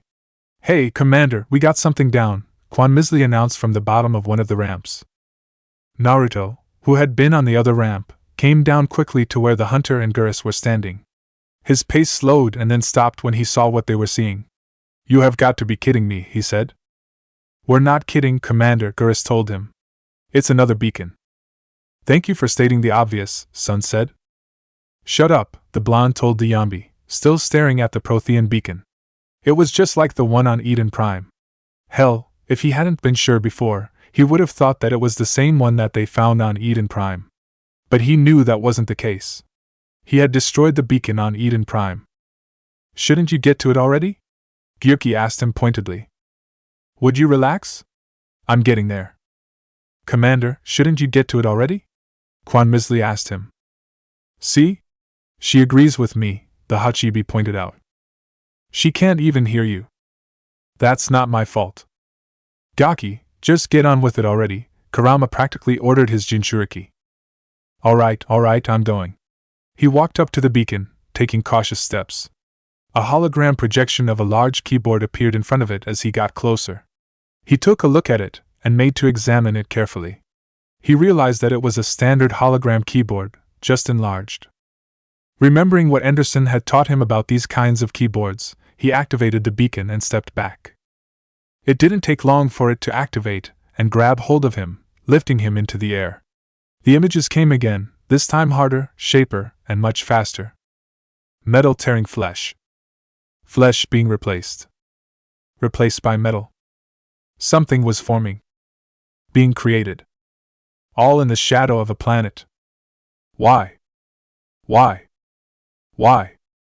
Once they were done, the beacon dropped him back to the floor. He stayed there, fighting to get his breath back under control. Phew! That was intense, he thought to himself. He felt like he went through 5 rounds of intensive training with both Lee and Sasuke. That's because you let it be intense, you flipping moron, the QB told him. If it works, it works. And I'm still standing, aren't I? Barely. Commander, I think you should come up here, Tali called out from above. What's the matter, Tali? He asked her, getting back to his feet. Just get up here, sir. She sounded worried, almost scared. He all but ran back up the ramp, Gurus and Quan Misley right behind him. But once they saw what the others were seeing, they stopped short. This is not good, Gurus said as they looked at the red hologram of what looked somewhat like a beetle. No, it is, Naruto agreed, having seen the hologram before, only in real life, and had thought it was some kind of hand. They were all standing away from the hologram, unwilling to step onto the platform where it hovered. He decided to step forward. It seemed like the hologram had something to say. The second he got close enough, it spoke. You are not Sarin, it told him in a deep, loud voice that carried the barest amounts of disdain and hate. What the hell is that? Some kind of 6? Asked Kaden as he stared at the hologram. Rudimentary creatures of blood and flesh. You touch my mind, fumbling in ignorance, incapable of understanding. I think it heard you, Rex told his fellow biotic. And I don't think this is a 6, Tali said. A 6 didn't make her feet tremble and her instincts to start screaming for her to run. There is a realm of existence so far beyond your own you cannot even imagine it. I am beyond comprehension. I am sovereign. Naruto stared at the hologram and let out a short bark of a laugh. The last person who said that to me, I ended up pounding him into the ground and killing him, he remarked aloud. Commander, shouldn't we focus on the obvious here? Geras asked him. Like the fact that the ship Sarin found isn't a Reaper ship, it's an actual Reaper. Reaper? Repeated Sovereign. A label created by the Protheans to give voice to their destruction. In the end, what they choose to call us is irrelevant. We simply are. Are what? Shikaka asked. Are simply huge? Are simply big? Are simply looking so much like a bug, it's disturbing? Shikaku, I don't think now's the time to be making bad wisecracks, Komiai told him. That's impossible, Tali protested as she stared at the hologram. The Protheans disappeared 50,000 years ago. There is no way you could have been there. Organic life is nothing but a genetic mutation, an accident, the hologram replied, the disdain in its voice growing as it spoke. Your lives are measured in years and decades. You wither and die. We are eternal, the pinnacle of evolution and existence. Before us you are nothing. Your extinction is inevitable. We are the end of everything. Now that's just rude, Naruto said, a frown appearing on his face. You make it sound like we're just going to let you do what you want. Trust me, pal, that's not going to happen. We'll beat you. Confidence born of ignorance, it told him. The cycle cannot be broken. Cycle? Asked Geras, already having a feeling that he wouldn't like the answer. What cycle? The pattern has repeated itself more times than you can fathom. Organic civilizations rise, evolve, advance.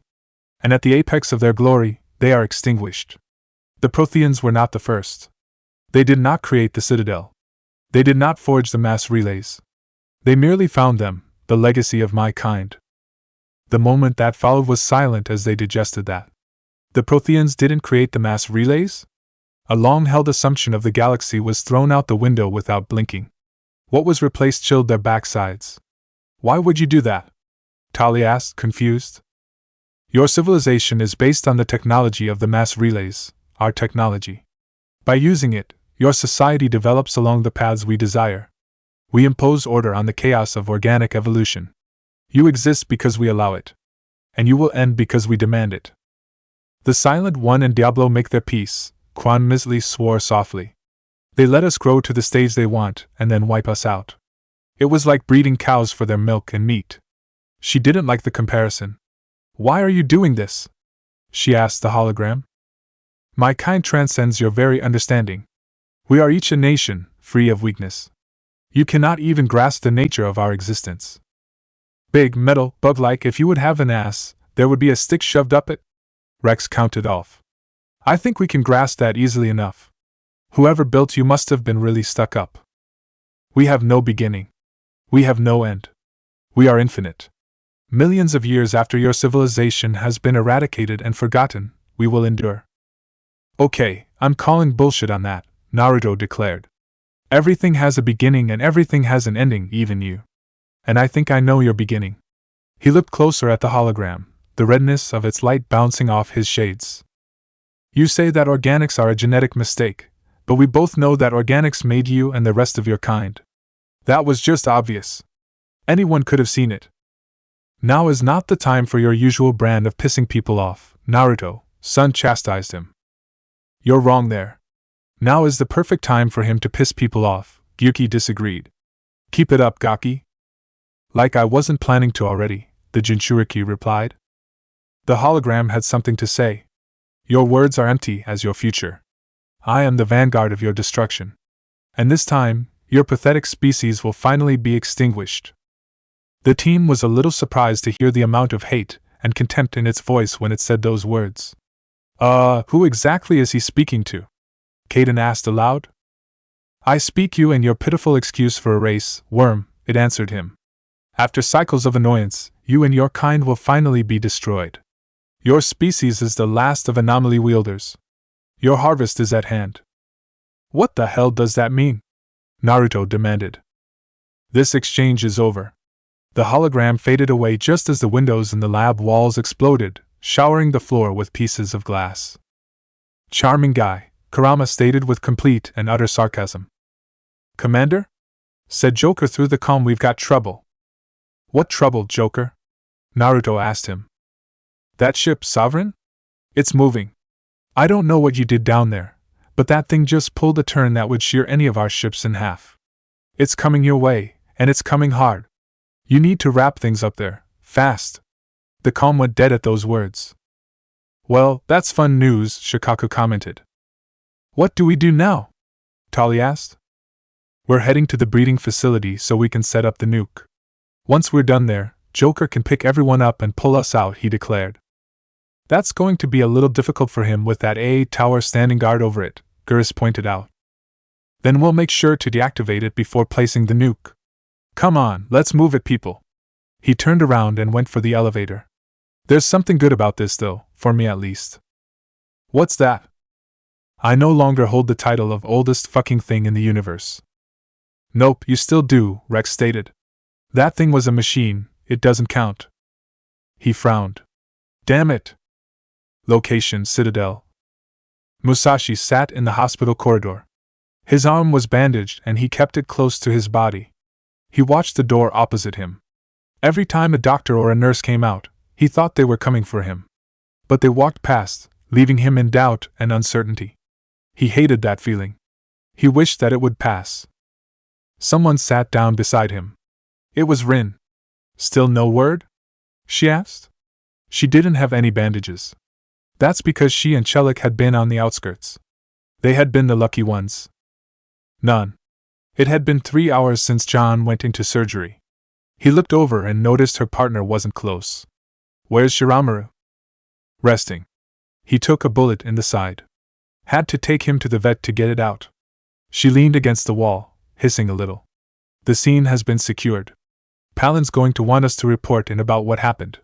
She didn't know how that was going to go down. Truth be told, she wasn't sure what happened. I'm not leaving this place until I know that John's condition. He had dragged the Mac to what scant safety he could find, but it didn't seem like it had been enough. While they waited, Rin noticed Hajime was standing close by. She nudged Musashi, flicking her head down the corridor. He saw the man and his eyes went flat. He got up and walked over to Hajime, putting more weight on his left side. Follow me, he told him quietly as he passed. Hajime didn't like the sound of that, but he did as he was ordered. They walked into a nearby bathroom. The second the door closed, Musashi pinned him to the wall with his free hand, pressing hard against his neck. Hajime quickly fought for breath, but it was very little. Lo, Lord Musashi, he gasped out. What happened out there? Musashi asked him. He would have snarled, but it wasn't worth the effort. He tapped the arm, trying to signal what he needed. Luckily for him, Musashi needed answers. The arm pulled back and he gasped in air. Did it ever taste so sweet? I don't know, he said after a few gasps. Wasn't Mikio there? There was no Mikio. It was a fucking ambush. His eyes went wide. No. That's not possible. My sources. The arm pressed against his neck again, pushing him into the wall. Your sources were wrong, Musashi told him. Hell, I'm starting to wonder if there even was a Mikio. Sorry. Sorry? Is that all you have to say? Of course, that wasn't true. The clansman losing air, his face slowly turning purple. After another moment, Musashi let him go. He all but collapsed to the ground, gasping for air. Get out of here. Go back to your sources. Find out what the hell went wrong. I want answers and I want them yesterday. He looked at the man with cold eyes. Why are you still here? Hajime did his best not to tear out of the bathroom and go running through the hospital. Musashi watched him leave, only turning around and heading back once he was gone. He felt a little better, but not by a whole lot. He turned the corner and saw Rin conversing with a doctor he knew had been in John's room. She looked over and saw him. The emotions in her eyes told him all he needed to know. Location: Vermeer. Naruto's team quickly made their way back where they came. As they came out of the office, they found the bridge had been lowered, most likely courtesy of one scared Asari. As it led to the place they wanted to go, they crossed it. They made good time getting to the base of the AA gun. Apparently, neither Sarin nor the Geth thought that would be attacked. The only real defenses there were a few drones, easily taken care. The AA gun was deactivated and they took the nearby elevator up to the level they needed to be at. From there, it was a small fight to the geothermal taps. As the STG teams were laying charges and bunkering down, they reached the taps and signaled the Normandy to come in. The ship landed quickly and the hatch opened to reveal the nuke waiting.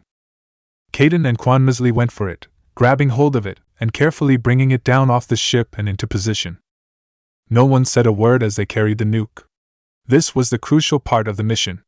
One wrong move was liable to wipe them out of existence. Needless to say, some of the people there were feeling a little tense, with the exception of a certain Krogan battlemaster. Once the bomb was set down, Quan Misley began her work on it. Caden stepped away and let her do her work. "Bomb is in position," he announced through the comms so all could hear. "We're all set," he. "Commander, can you read me?" Ashley spoke through the comm, cutting the biotic off. Naruto heard the concern in her voice, as well as the gunfire. "What's going on, Ash?"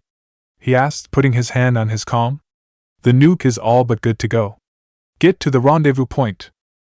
"We can't do that, Commander," Maya told him, joining the conversation. "The Geth have us pinned in the AA tower, and we're losing people up here." "Ah shit, look out!" The sound of an explosion filled his ear, making him flinch. "Commander, I don't think we'll be able to make it to the rendezvous point in time," Liara said through the comm. He growled and contacted the Normandy. "Joker, get up there and get them out," he ordered the pilot. "Negative. It's too hot. You can't risk it," Ashley told him. "We'll hold them off as long as we..." The comm went dead. "Ash, talk to me." Only silence answered him. He didn't like this. "It's okay, Commander," Caden told him. "Quan Misley just needs a couple of minutes to finish arming the nuke and I can help her. Go get them and meet us back here." "Fine. You two finish with that nuke and make it quick." He looked at the rest of his team. "Everyone else, we're going up to the AA tower. Let's move." "Do you even know where you're going?" Matatabi asked him. "For once, yes," he replied. On the other side of the area was another door which he knew would lead to an elevator that would take him up closer to the tower. When the door opened, they entered a waterway. The elevator was at the other hand, with 2 Krogan guarding it. "Oh, we don't have time for this," the blonde growled. "You've got an idea to get past them?" Rex asked him as they kept moving. His response was to create 2 clones, who instantly charged the 2 Krogan. No one said a word as the Krogan were effectively manhandled and killed within a matter of seconds, a minute at the most. "Okay, stupid question," the battle master admitted. "Thank you. Keep it moving." Gurus looked up and saw danger. "We've got Geth snipers up top," he warned the others. There were 2 Geth units standing on a platform over the entrance to the elevator. If he stopped and took aim, he could hit one. But the other would get him too. Naruto used a free hand to whistle sharply. The clones turned to look at him, and he pointed up at the snipers. The clone on the left grabbed the clone on the right and threw it upwards before it was shot, disappearing in smoke. The airborne clone reached the Geth's height and promptly disposed of them with a kunai. "Taken care of," the Spectre said. They reached the elevator and got in quickly. As the elevator climbed upward, there was a feeling impatient amongst them. Naruto stared upwards. Come on, come on, come on," Naruto urged the elevator. "Naruto, you need to calm down," Kurama said. "I'm not losing anyone else, Fox. Do you hear me? No one else is going to die, not if I can save them. Do I need to remind you of how many times you said before and yet it still kept happening? These things happen, Gaki. I thought you would have known that by now." "It's not going to happen today. He would not let it happen today." The elevator doors opened and they rushed out. There was another elevator at the far end that would take them right up to the AA tower. But while they hurried, something appeared in the sky, making them stop. Rex realized what it was. "Damn. Geth are sending reinforcements," he said as he saw the Geth dropship descending as it flew by. "Wait, where is it going?" Gurus asked. He would have thought that the dropship would have unloaded its contents on them, yet it just flew by. His question was answered when the dropship stopped and hovered over the area they had just come from. "Heads up, LT, Ashley said over the comm. We just spotted a troop ship coming your way. It's already here, Caden answered her. There's geth pouring out all over the bomb site. It was faint, but they could hear the sounds of gunfire coming from that direction. Caden, can you and Quan Misley hold them off? Naruto asked the biotic over the comm. There's too many, he answered. I don't think we can survive until you get here. There was a sharp cry of pain over the comm. Shit, they hit Quan Misley. She's been hit. We're all but out of time. I'm activating the bomb. Are you out of your bosh tet fucking mind? Tali demanded, joining the conversation. No, I'm just making sure this bomb goes off, no matter what. For the next few seconds, all they heard was tapping of keys. It's done. Commander Naruto, go get Ashley, Maya, and Liara and get the hell out of here. Screw that, Ashley replied. We can handle ourselves. Commander, go back and get Caden and Quan Misley. All eyes turned to him as they waited for his decision. It was his choice to make. Save one group or the other, letting the other one die. But he wasn't going to let that happen. Ash, I want you to get Joker on the horn and bring the ship up to the A tower. Caden, I'm sending you some reinforcements. I expect you and Quan Misley to be on the Normandy when this all over with. Otherwise, I'm taking it out from your asses. He took his hand off his comm, effectively ending the conversation. Who's going back down? Gurus asked him. No one, he answered, placing his hands into a hand seal he knew very well. Tajukage Bunshin no Jutsu. He cried as what appeared to be a mass horde of him appeared all around them. Get down there and help them out. He ordered the clones. They all nodded and promptly descended.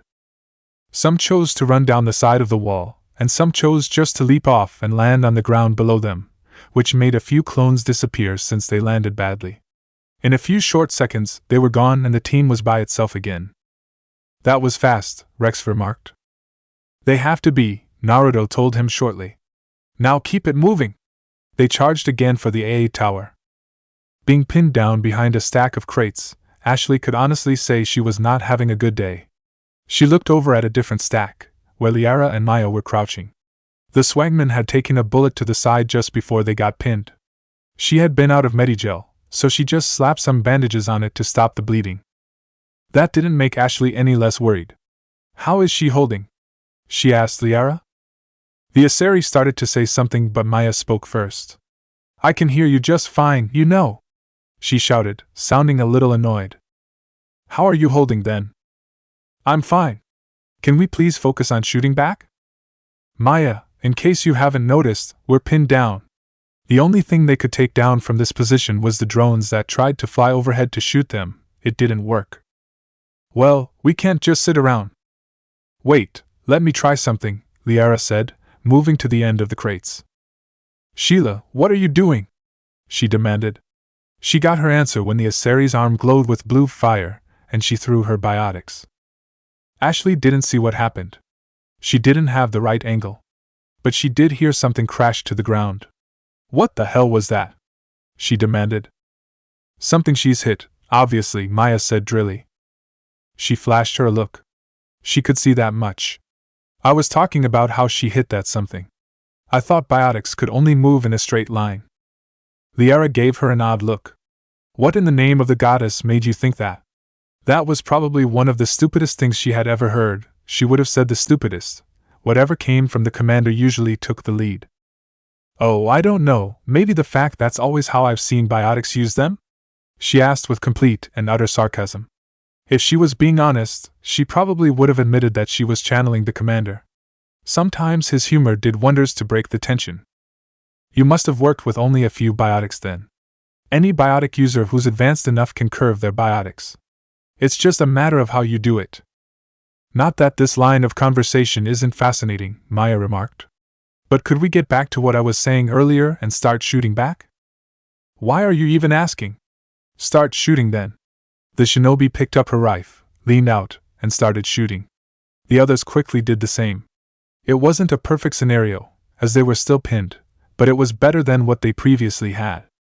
They now had the chance to shoot back at the geth, and they were going to take advantage of that any way they could. As they fired, Ashley was glad she was forced to take off her helmet. The damn thing had taken a bullet, suddenly marring her sight on one side. Not wanting to take the time to adjust it, she just took it off. She had a better view now. As they kept firing, the sound of the elevator went off, signaling that the car had arrived. Oh dear Cammy, please don't let that be more Geth, she thought to herself. They really didn't need that right now. But as it turned out, it wasn't. In fact, it was the opposite. Oh look, the cavalry has arrived, Maya declared as she saw the rest of the Normandy team rush out of the elevator. Ashley took a quick look back to confirm. After mentally sending Cammy a thank you, she spoke to Naruto. You need to move fast, Commander. We can't hold them off here much longer. I can see that, Naruto told her as he flashed through hand seals and inhaling. Futon, Rankuden. A series of air bullets flew out of his mouth, mowing down the Geth in front of him and giving the rest of the team some more room to fire with. He noticed something out of the corner of his eye, something about Ashley. He turned to see what it was and momentarily froze. He wasn't the only one. Whoa, I could not have called that, Kurama declared, staring at the same thing. Does it matter right now? Gyuki asked. Move it, Gaki, lest you want to end up dead.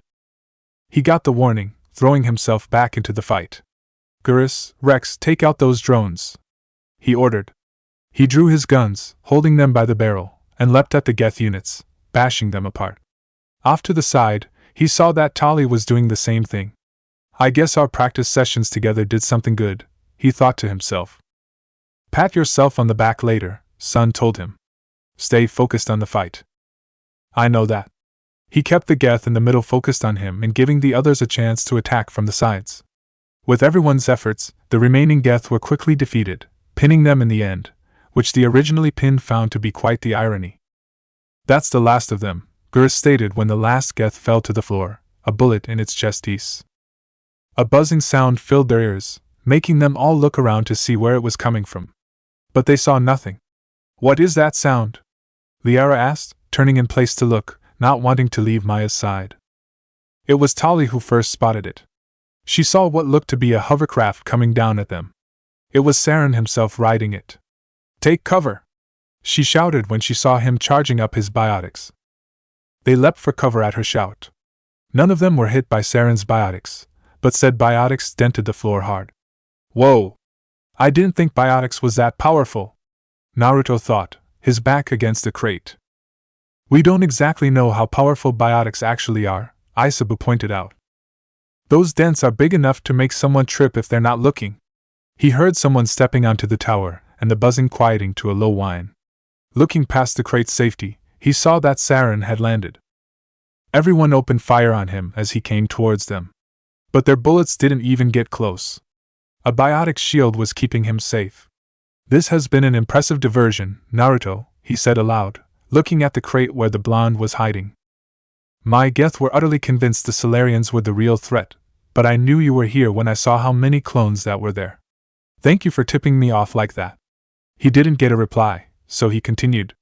Of course, it was all for nothing. I can't let you disrupt what I have accomplished here. You can't possibly understand what's really at stake. How about you try me? Naruto asked him, stepping out so he could face the Turian. His guns were drawn but lowered. The Turian stood there with his hands behind his back. The arrogance he had practically covered him like a cloak. What's the point of all this? You've seen the visions from the beacons, Naruto. You, of all people, should understand what the Reapers are capable of. They cannot be stopped. Do not mire yourself in pointless revolt.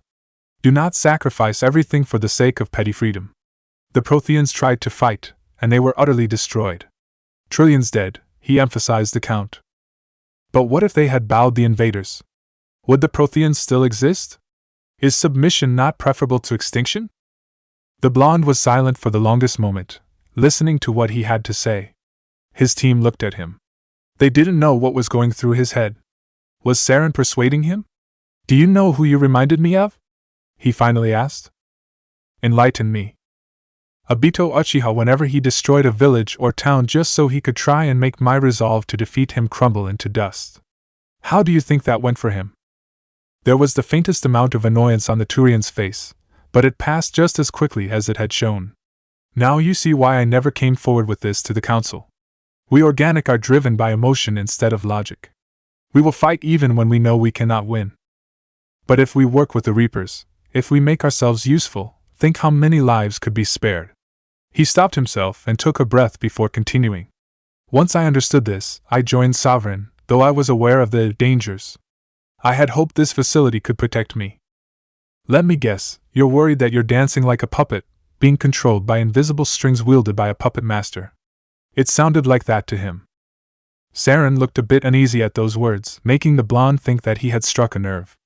But that wasn't enough to stop the Turian. I have studied the effects of indoctrination, he told the shinobi of the two. The more control Sovereign exerts, the less capable the subjects becomes. That is my saving grace. The human didn't see it so. That is not a saving grace, that's a warning. If you stop being useful, you're done for, Sarin. Can't you see that? I can see it clearly. Sovereign needs me to find the conduit. My mind is my own, for now. But the transformation from ally to servant can be subtle. I will not let it happen to me. He sounded so sure, so confident in himself. But underneath that confidence was a note of worry. Naruto struck at that note. I've heard many people say that before, and virtually none of them could back it up when the time came. Ever since she joined Naruto's team, there was a question she wanted answered. Now, in the midst of a battle and a conversation, her curiosity got the better of her. How did you get the Geth to follow you? She shouted from her cover. Sarin looked over at where the voice had come from, mild confusion mixed with irritation. He couldn't see who spoke. The Geth do not follow me, they follow Sovereign, who they see as some kind of god, the pinnacle of their own evolution. I am just his prophet. He laughed amusedly. But the reaction of their deity is most telling, it is insulted. What the hell is the conduit? Naruto demanded. You can tell me that much. The conduit is the key to your destruction and my salvation. Sovereign needs my help to find it. That is the only reason why I have not been indoctrinated. He couldn't believe that, could he? You've already been indoctrinated. The minute you joined him, you lost whatever free will you had. No. That was not true. He kept what he considered precious out of Sovereign's reach. That alone showed how much free will he had left. Sovereign needs me. If I find the conduit, I and those who I chose will be promised a reprieve from the inevitable. Sarin, just listen to me, Naruto told him. You were a Spectre, one of the best. You trained Nihilus. You kept the galaxy safe from threats people didn't even know existence. If you let me help you, we wouldn't have to submit the Reapers. We can fight them off. I don't know for sure, but I like to think that when the fight seems lost, that is when we can find the will and strength to fight back and turn the tide. You need to believe that, Sarin. He didn't respond right away. He kept his silence. And in that silence, he knew on some level of his being, he wanted to do nothing but that. He wanted to save the galaxy from this threat and be a hero again, like the human he was talking to. While he still didn't like humans, the one thing he could admit about them was that Naruto Uzumaki was a hero, and for that, he had his respect. But he also knew that it was too late for him.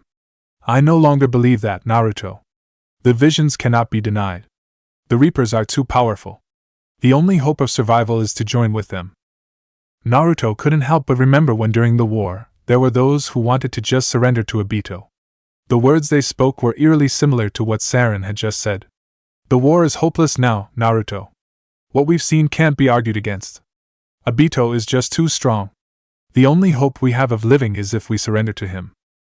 Sovereign is a machine, Sarin continued. It thinks like a machine. If I can prove my value, I become a resource maintaining. There is no other logical conclusion. This isn't about logic, Kami, take it. The blonde told him angrily. Can't you even see what you're doing? Of course I do. I'm forging an alliance between us and the Reapers, between organics and machines. And in doing so, I will save more lives than ever have existed. But you would undo my work, he declared, pointing a finger at him. You would doom our entire civilization to complete annihilation. And for that, you must die. They stared at each other for a long moment. Is there no way I can try to convince you to stop? The human asked the Turian. None, the Turian answered, drawing his gun. I thought not. At those words, the rest of the team opened fire on the rogue Spectre. They kept firing until their weapons overheated and they had to stop. The shield shimmered around him, stopping the bullets. Really? Sarin asked. looking at them with an amused look. That did not work the first time. What led you to believe it would work a second? Granted, his shield had been drained somewhat, but that was nothing to be concerned of. It wasn't supposed to, Naruto said. Then what was the point of it? For me to have time to do this, the blonde answered, whistling sharply. The clones that he made and hidden burst out of their hiding spots, charging straight at the Turian. In all honesty, he had been a bit surprised by the move. I should have remembered that he could do that, he berated himself. It had spoken about during that session with the council. He had talked against it, and the council took his side, as he knew they would. But seeing it in action was something else entirely. That did not mean he was caught off guard, just that he reacted less quickly than usual. But he reacted all the same, and the clones didn't have a chance. His gun roared with each shot it fired, placing bullets into each of the clones' heads he hit. Those he didn't hit he took care of with swift punches and kicks. Within a matter of minutes, he had to give them credit, they held their own longer than he had expected. He had completely destroyed the clones. Is that all? He asked. Not even close, Naruto said from behind, having successfully snuck up on the Turian. He grabbed his opponent, putting him into a hold, and promptly threw him over his shoulder. Sarin landed hard on his back but didn't stay still. Pain like that was an old friend. He knocked the blonde to the ground too. They rolled away from each other and sprang back to their feet, but with different ideas. Naruto was ready to fight, but Sarin was not. Instead, he went for his hovercraft, only turning back to shoot, stalling the human from coming after him. Once he saw Sarin get on the hovercraft, Naruto drew his own guns and began firing. It didn't do anything, the rogue specter simply flew away. Kami, take him! He swore as Sarin disappeared from sight.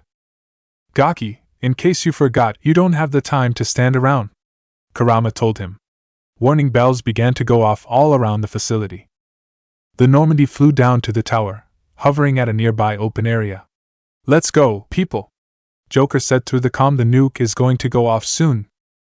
Wait. Kaden and Quan Misley still need to get up here, Naruto told him before reaching for the comm in his ear. Kaden, Quan Misley, get to the A tower, now. We're getting out of this planet. He got no response, just silence. Kaden, Quan Misley, do you copy? Get to the A tower. Still silence. Kaden, Quan Misley, come in. He got nothing but silence. Guys, please talk to me. His voice was beginning to hold notes of worry and desperation. Commander, we have to go, Joker told him. There's no time left. The others had already leapt for the ship and landed on the open hatch. Naruto, go, Matatabi told him. Seeing no other option, he did as he was told. As the ship started to raise, he scanned the base, trying to see any hint of his teammates. But there was nothing. The unit watched everything from low orbit around Vermeer. It made sure to stay in opposite synchronization of the target's ship. Best way to stay undetected. Unlike previous missions, this was considered too dangerous. Consensus ruled if the unit was to land and follow the target, exposure would be high. Also, it had done a scan of the planet before. Only Sarin, his Geth, and his Krogan were on the planet. All other factors were holding back, for the moment. The most logical conclusion was that they were doing for the same reasons as the unit. Once the target's ship left Vermeer, it followed. There was no point landing on the planet. The scanner showed the nuke going off. If there was anything left over, it would be rubble. Location: Citadel. Paolin watched quietly as Musashi and Rin walked into his office. He read the reports, but seeing the injuries was another thing entirely. Between the two of them, Musashi was worse off. Where's Chelik? He asked. I didn't ask him to come, Paolin said. He noticed the scowls starting to form. Whatever they were thinking, he didn't have time for it. What happened out there? We were ambushed, Rin answered. They laid a trap for us and we walked right into it. She could feel how murderous Musashi felt by her side. She felt the same way. I see. Do you know who ambushed you? Of course we know, Musashi answered. It's the same group we've been clock-blocking ever since this whole thing started. Paolin knew that. Between them all, it was fucking obvious. The ambush was well located and executed. It was only by the luck of Kami that he didn't die on the street. Paolin looked him in the eye. Do you know who exactly ambushed you? He nodded. We've been calling her the Huntress. She's an Asari, one definite cold bitch. He remembered seeing her on the rooftop. If she bothered showing any emotion, she would have been smug throughout the ambush. Is there enough evidence to prove it was her? In this kind of situation, a cop's testimony wouldn't be enough. He was very much aware of how this group was operating with the Council's blessing. That made going after them tricky. But that was something he knew when this all started. That's why he insisted that Musashi and his task force do everything by the book. As much as Rin and Musashi wanted to say yes, they both knew that wasn't the case. No, there's not, she said. The ambushers had picked their spot well, staying out of sight of the local surveillance, and dropping smoke bombs to confuse the civilians. They were gone once the damage was done, before any response had arrived. Musashi looked at his boss. Now what? Paolin looked at them both. Now that your list is completed, your task force is done with. Congratulations on a job done well. They stared at him, uncertain. They wanted to believe that he wasn't serious, but they had worked with Paolin long enough to know that he was serious. The task force's job was done. In his mind, so were they. Still, Rin was angry. That's it? She asked. No, of course not. John's funeral must be taken care of. I will be in attendance, and I hope you will be too. He turned his attention back to his paperwork. You're dismissed. Go home and rest.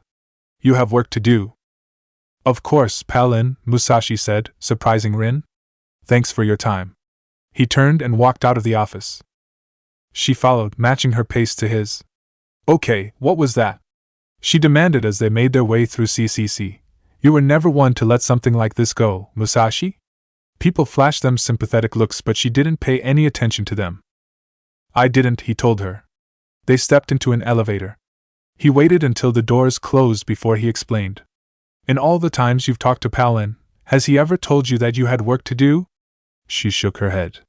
That was his way of letting us know we could do what we gotta do. She smiled almost ferally at that. It was an expression she shared with Musashi. They both knew what they had to do.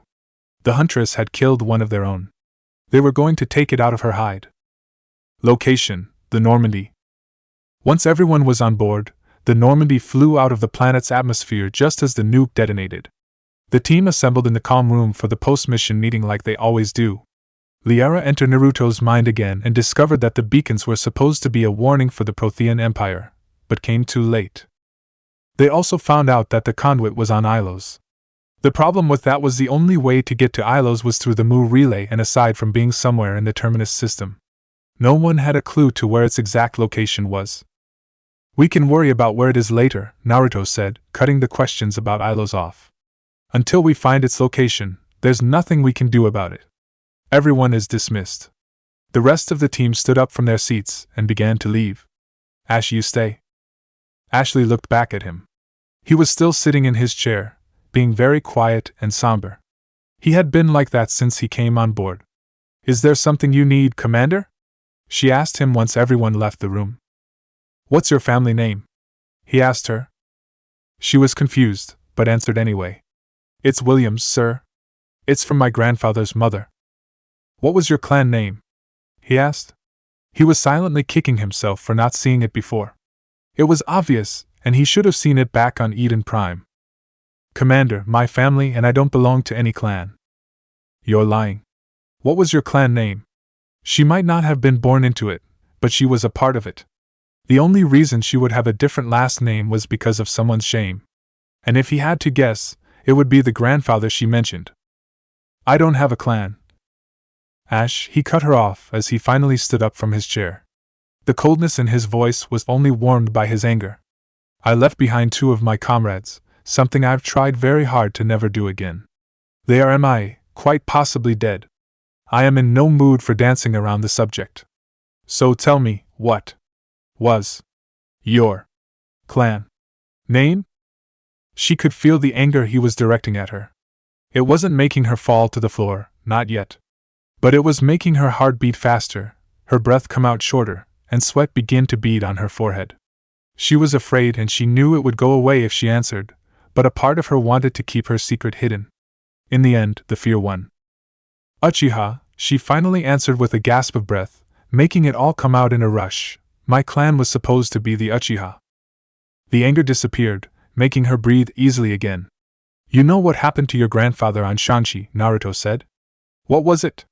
He wanted to hear it from her lips. How did he know? She asked herself. She answered him anyway. He activated the Mangekyo Sharingan and used the Susanoo to drive the Turians back. Funny, last time I checked my history, that was something every Uchiha tried to get. She quickly gave the explanation he wanted. After the Fourth Shinobi World War, Sasuke Uchiha forbade the use of the Mangekyo Sharingan, declaring that any who used it would be put to death. But since my grandfather openly admitted that he did use it, and to save the planet he was in charge of, the clan elders and the Alliance military command couldn't kill the hero of Shanshi. So the Alliance blacklisted him and the clan exiled him, his wife, and his children, forcing him to take the maiden name of his mother, Williams. She fell silent for a moment.